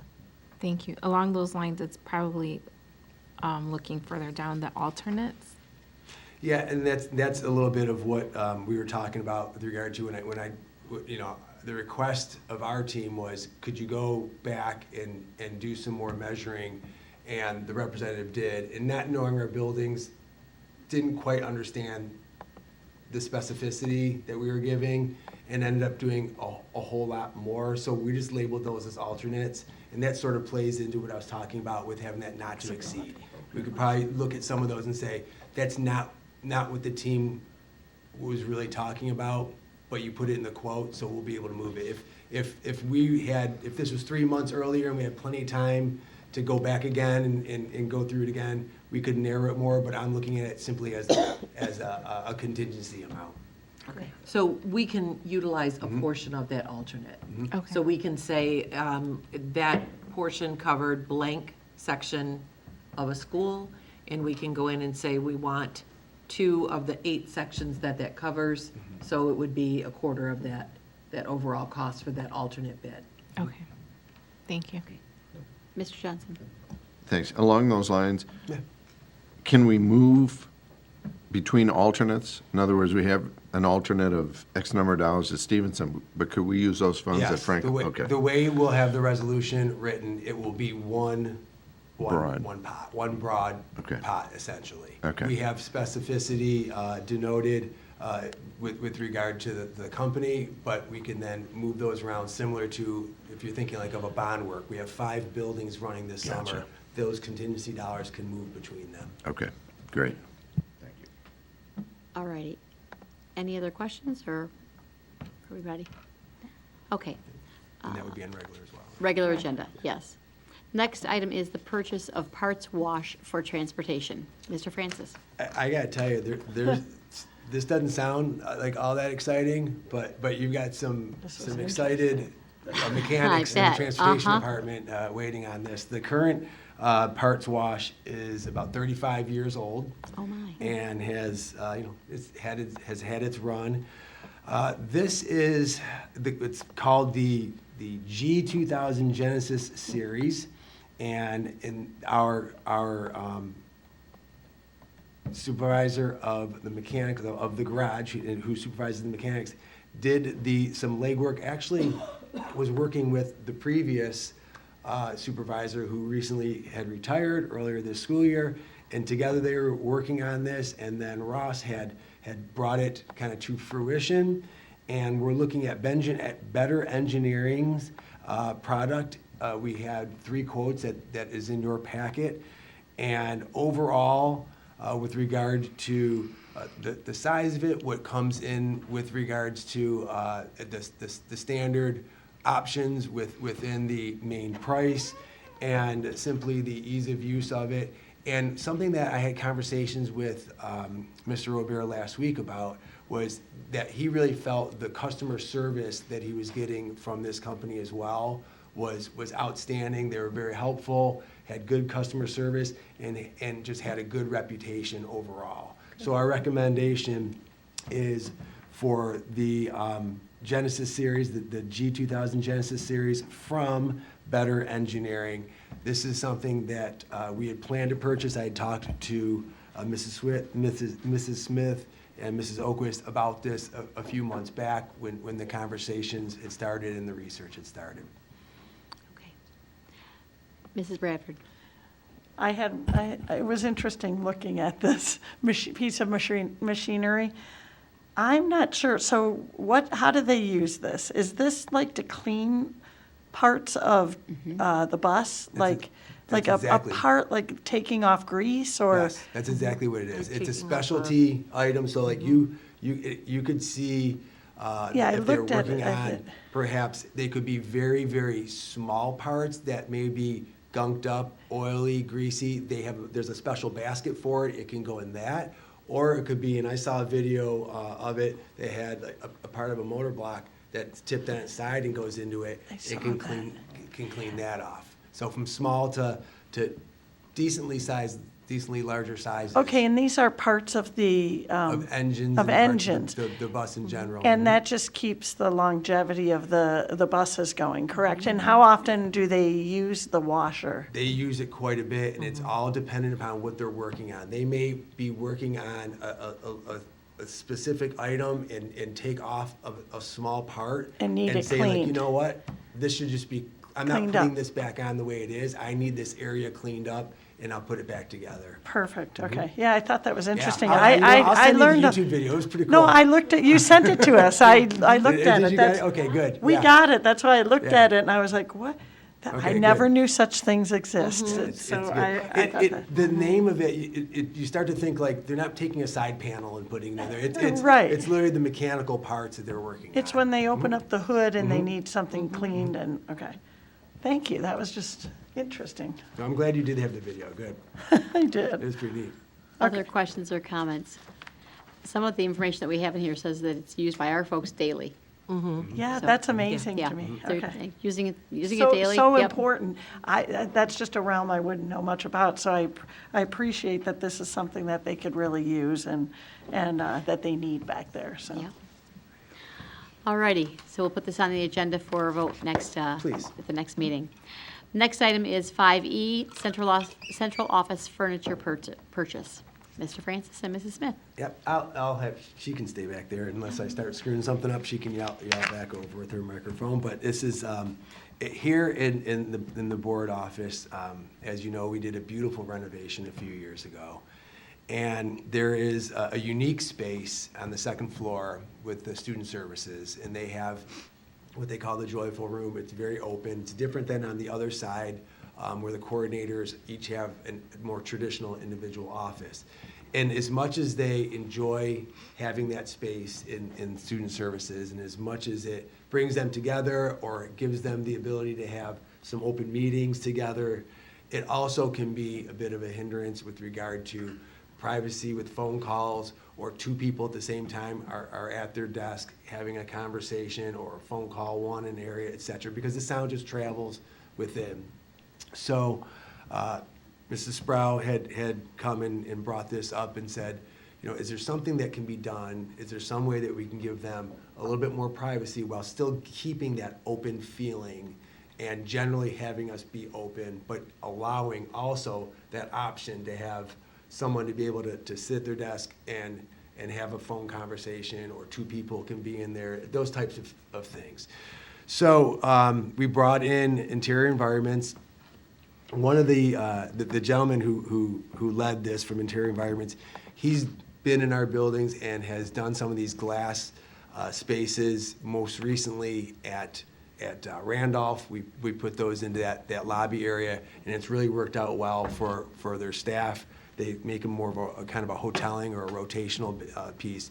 It's a play off of that where we can put glass around each of those sit-stand desks to give, and then they would have like a little sliding glass door so you can have that opened up if you wanted to. It just gives a little more, and I think all of you did receive this packet. Yeah. And you sort of get you can see it, the view. It's almost like just putting it around in a little wrapper of that glass to give a little bit more intimacy and privacy for the person when they're working, and at the same time can be still open and very visually appealing. And then there's one other section that's in the package that has, again, a sound concern. It's a unique spot in the building. When you come up those back steps, the kitchen is right there, and there's a very large grate, and each of the floors has that grate. And there's a fan that's in that grate that runs all the time. Oh, wow. And of course, with the kitchen there, and it's all block wall, the bouncing of that sound in that particular small area comes right towards the secretaries that are working just feet away from that corner. So the solution was basically just framing out and having a glass door that is reminiscent of other glass doors in the design to be able to just push through. It wouldn't really be a locking type door. It would be more of a swing. Don't think of like the push all the time, but just it'd be simply to pass through. But it would deaden that noise that's coming directly and bouncing off of those blocks and into their area. Perfect. Yep. That would be rough. And frankly, it's been we've heard the concern for a while and just put our heads together and said, let's at least try to address it and see what we can come up with. Okay. President Bradford. Thank you. I think this is a great solution. When we did all these renovations, it's hard to tell, once you get into it, and now that you have some people there, maybe some needed to make some changes. And especially as a person working the sound, that would be really hard to work under those conditions. So I can see where this is needed, and this would be a good purchase, so. And this is, it's more of a tweak than Yes. any type of renovation. It's really just putting a wrap around something. But really useful, so that's Right. helpful. And for, I shouldn't say not a lot of money, but an economical way to make that happen. So I appreciate you doing that for them. Absolutely. Any other questions or comments? No? All righty. Seeing none, we'll move on to 5F, food service purchase for 2024-25. This is something that Mr. Johnson had brought up earlier. It is in, we have 4 different items here. We have the Van Airden out of Grand Rapids, which is annually our main source for product for our kitchens. We have Cedar Crest Dairy out of Hudsonville, which we just spoke about. And we have MMAS Solutions. They are actually the supplier of the trays. And those are those compostable trays that we went to not too long ago, a couple years back. And then, of course, everybody's fan favorite, the Livonia Italian Bakery, LIB. So we have our amounts for the 24-25 school year. And as we do each year, we bring this to the board around this time of the year, end of the previous year in the summer, and get approvals from the board so that the Food and Nutrition Services Department can begin purchasing right away as students arrive. Can you just speak briefly to the percentage Yes. increase year over year and So- how you and Ms. Schuhart determine that? Yep. Ms. Schuhart is the supervisor of the Food Service Department. She had gone through the purchase orders, and most specifically this year, because this was the 23-24 year, was the unique year. And she had based upon the overages from our original estimates, had added on to, even slightly above. And then Mrs. Smith and I sat down and reviewed these, and knowing that, and it was mentioned earlier, food service department, money that comes in, they then are self-funded. We wanted to make sure that this wasn't gonna affect the rest of the district's budget. So Mrs. Smith and I decided to actually put a little bit more and just kind of round them up as well. So these numbers are exceeding the amount even estimated by the department, just sort of as a safety net. And in the meantime, through the year, we will keep an eye on, like quarterly, or if not more often, taking a look and saying, okay, we're halfway through the year, are we halfway through that budget type of thing? Okay. Comments and questions? President Bradford? Is this something that we would be agreeable to put on the consent agenda, since it's something that we do every year? Does anybody have an issue with that? I'm fine with that. Is everybody else fine with it? May I ask a question? Mr. Francis? I got, just, when you said that, it just dawned on me. Previously, with the other food service additions to the 23-24 year, you had those on consent. Did you want the other Cedar Crest on that as well, or not? Oh, That was the, yeah. that was the additional Yes, milk? yes, that's what I meant, from before. I think that would be okay, if that's all right with you guys. It's, It's a relatively small amount. yep, it's a company that we use. Mrs. Smith, were you saying something? Oh, okay. It's fine with me, if it's fine with everybody else. Yeah. Okay. Okay. Okay, so that will be on consent. The first one and this one will both be on consent. Yeah, the first Okay. Cedar Crest Dairy, and then this one. All right. Okay. Next item is 5G photocopy paper for 2024-2025. Similar to the food service purchase, this is something that is an annual reoccurring item. And this dollar amount is what the warehouse had brought up with regards to the specificity of what they wanted to order for the year. And I will tell you now that when we come to the voting meeting next week, I will put a contingency on this as well. I'll round it up to an even number and put a few more dollars on there to, again, same idea, and we'll keep an eye on it throughout the school year. How much paper are we using? If we find that we need more than what even the estimate was, then during the year, we'll keep an eye on that and bring it back to the board in advance. Okay. All righty. Comments and questions? Mrs. Frank? I think that's a great idea. I don't want our community to think that we're being lackadaisical to not watch our paper, but I think it is so important that our students and our teachers have paper. And so I remember there were days when the paper was locked and nobody could get to the paper, and it was hard to get to paper. And so we need to be able to provide paper to our students. And I think in today's budget, I think being able to have a little bit of flexibility is really smart. So thanks for doing that. Any other comments or questions? President Bradford? Can this also be put on the consent agenda? Is everybody okay with that? me? Okay. Yep. Thank All righty. you. Okay, that wraps up building and site. Thank you, Mr. Francis, for your many items. Thank you, everybody. And turn it back over to President Bradford.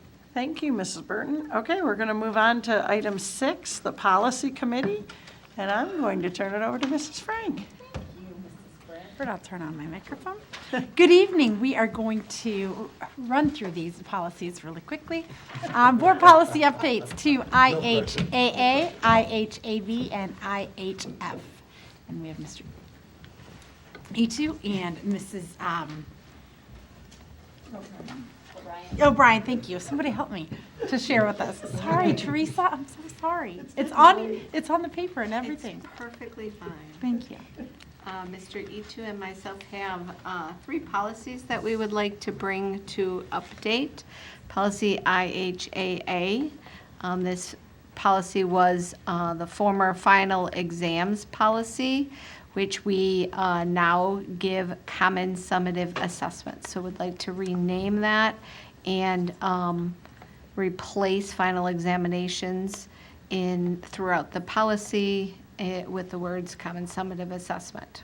Shall I read through all of this? We don't need it. We got it. No, I Okay. don't think we need to. We have Okay. it in advance.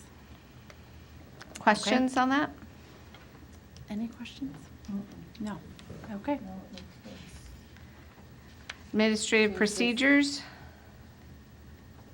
We are voting first reading. First reading. Yes. Yep. Any feedback on the administrative procedures? I know we don't do vote on that. We, again, replaced final examinations with common summative assessments. Took out some of the old requirements and language. This policy was from 2012. One of the things that we took out was really some of the verbiages about the requirements for final exams and being absent and having an approved absence and all of those things. Yep. Question, on that assessment, Yep. Under semester CSAs, the 1, 2, 3, fourth paragraph, you have the final examination will not count. Thank you. Isn't it funny how many times you look at something and, Oh, and then you have it also in the 5th paragraph, alternate final examination arrangements will be made.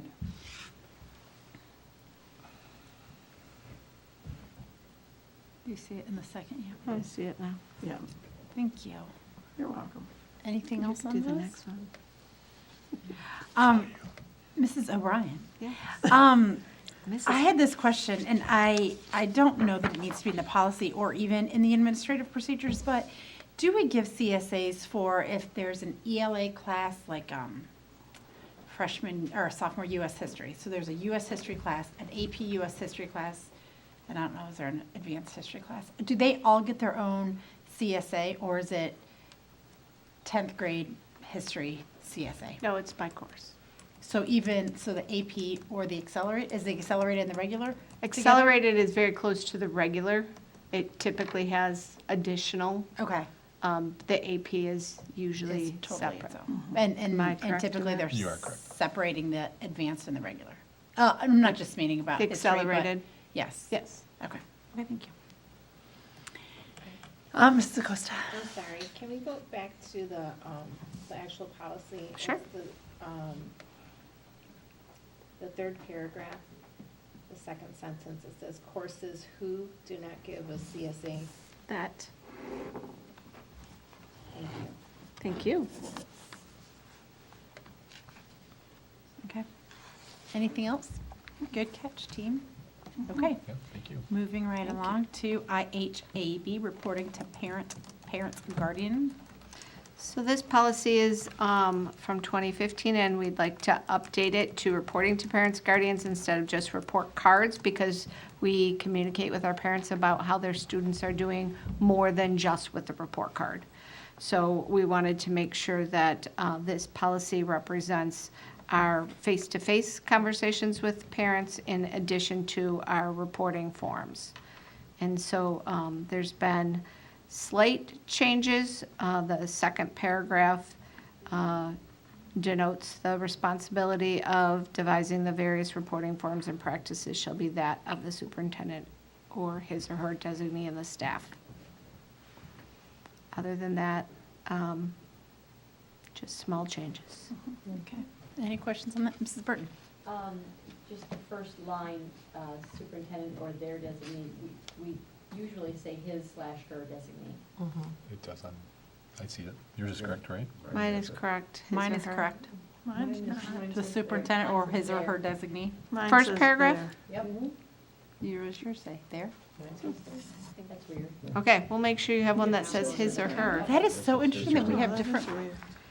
Okay.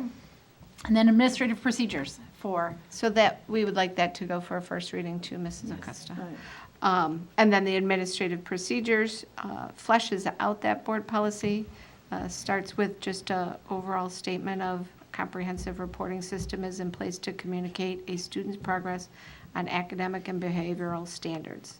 And then breaks out what those reports look like, and then has guidelines for the secondary level of how we utilize and communicate with our parents through our syllabus and our grade books aligned to the state standards.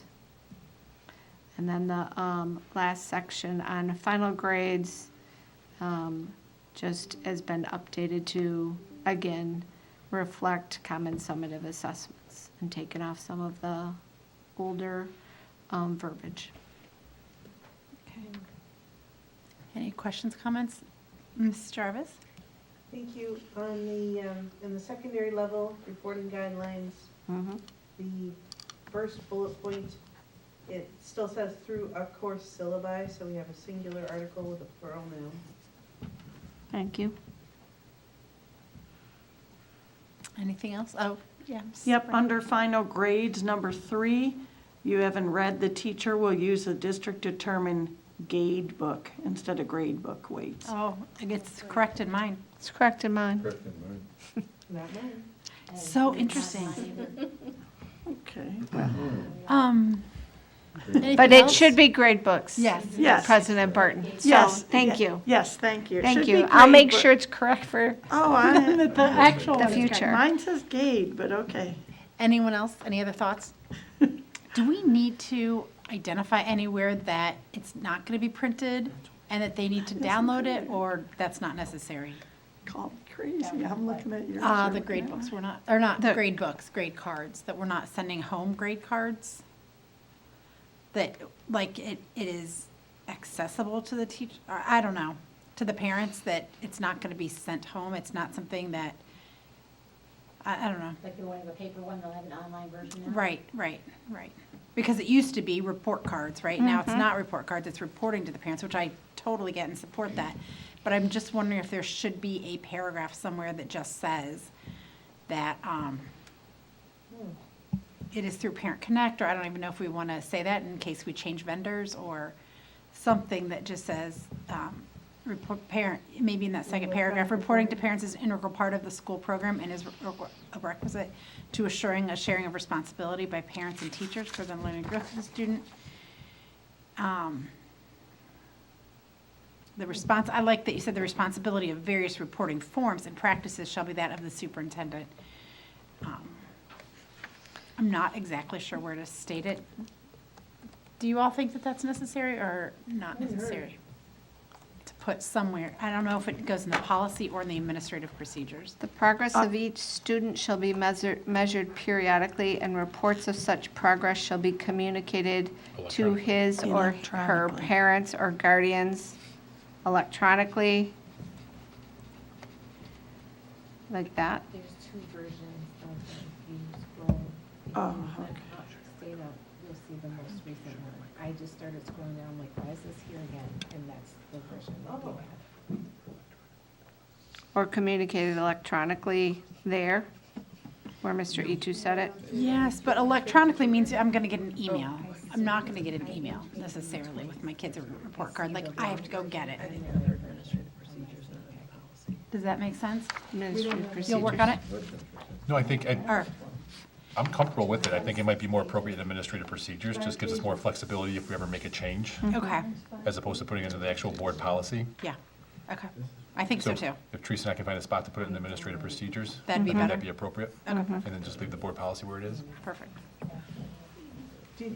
In that, does it still say oral and written?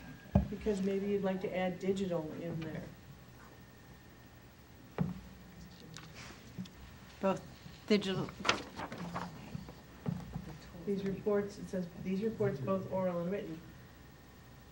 You'd have to change to both, but you could say these reports, oral, digital, and written, or some combination like that. yeah.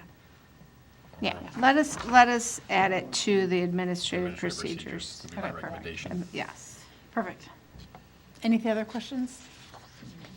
Okay. First reading? First reading, please, thank you. And instructional program, no, I lied. Fine. Instructional program graduation requirements, IHF. I don't have the policy. I only have the. Thanks. Now, this is the, Graduation requirements. yep, so this is not correct. Do you want this? Do you have just the policy with the statement? Nope. So, What are you looking for? so we wrote just at the study session, we talked about a singular board policy that said, students, we will provide access to, or Yes. will meet the state required graduation Yes. requirements, and we moved what was currently in the policy to the administrative procedures. We don't have that. So I see that. I Yeah, see so- that but didn't, That's staying the same, though. but this is that's going in administrative procedures. It didn't get loaded into your board book. But you have it. You'll just email to us. Yes. Okay. Do you have it there? Is it short? Do you want to read it? We don't have it opened here, no. No, he has the other version. Okay. So just email it out and then we'll still do, are we okay with do a first reading if we get emails? Okay. Okay. Then, Do you want to read that, Mark, right now? How about if you? Yeah, will you read the, Yeah, it's just a short paragraph. yep, Yeah. It says the Board of Education will delegate to the superintendent the responsibility to ensure the graduates of Livonia Public Schools minimally meet the state graduation requirements. The school district will review new state graduation requirements and determine how they will be implemented. yeah, that's great. So, Mrs., yes. Can we Mrs. take Burton? out the word minimally? I don't think that would either. Yeah, I don't love it, and it doesn't change the meaning of the sentence. okay. Because sometimes our policies are tighter. We have higher expectations than the state. So Right, like the but I mean, like, if science- we say we're going to minimally meet the requirements, or we're going to meet the requirements, either way, it means the same thing. Just minimally sounds like we're barely going to get by. Okay. Yeah. No? Karen brings up a good point where it says the Board of Education will delegate to the superintendent. We normally put in and/or His or her designee. designee. Good catch. Why, thank you. Why, thank you. Okay. Anything else? I apologize for the confusion. No, that's okay. We have You're with some of the uploading, so we'll Yes. work through those items and No make sure problem. that Not they're a all- problem. No problem. Not a problem. sure you Mark have that Mark cleaned up the next has them, and he was able to read it, so Yeah. that's good. Yeah. Okay, board policy, business management, EG. Thank you both. Yes, yes, thank you, thank you.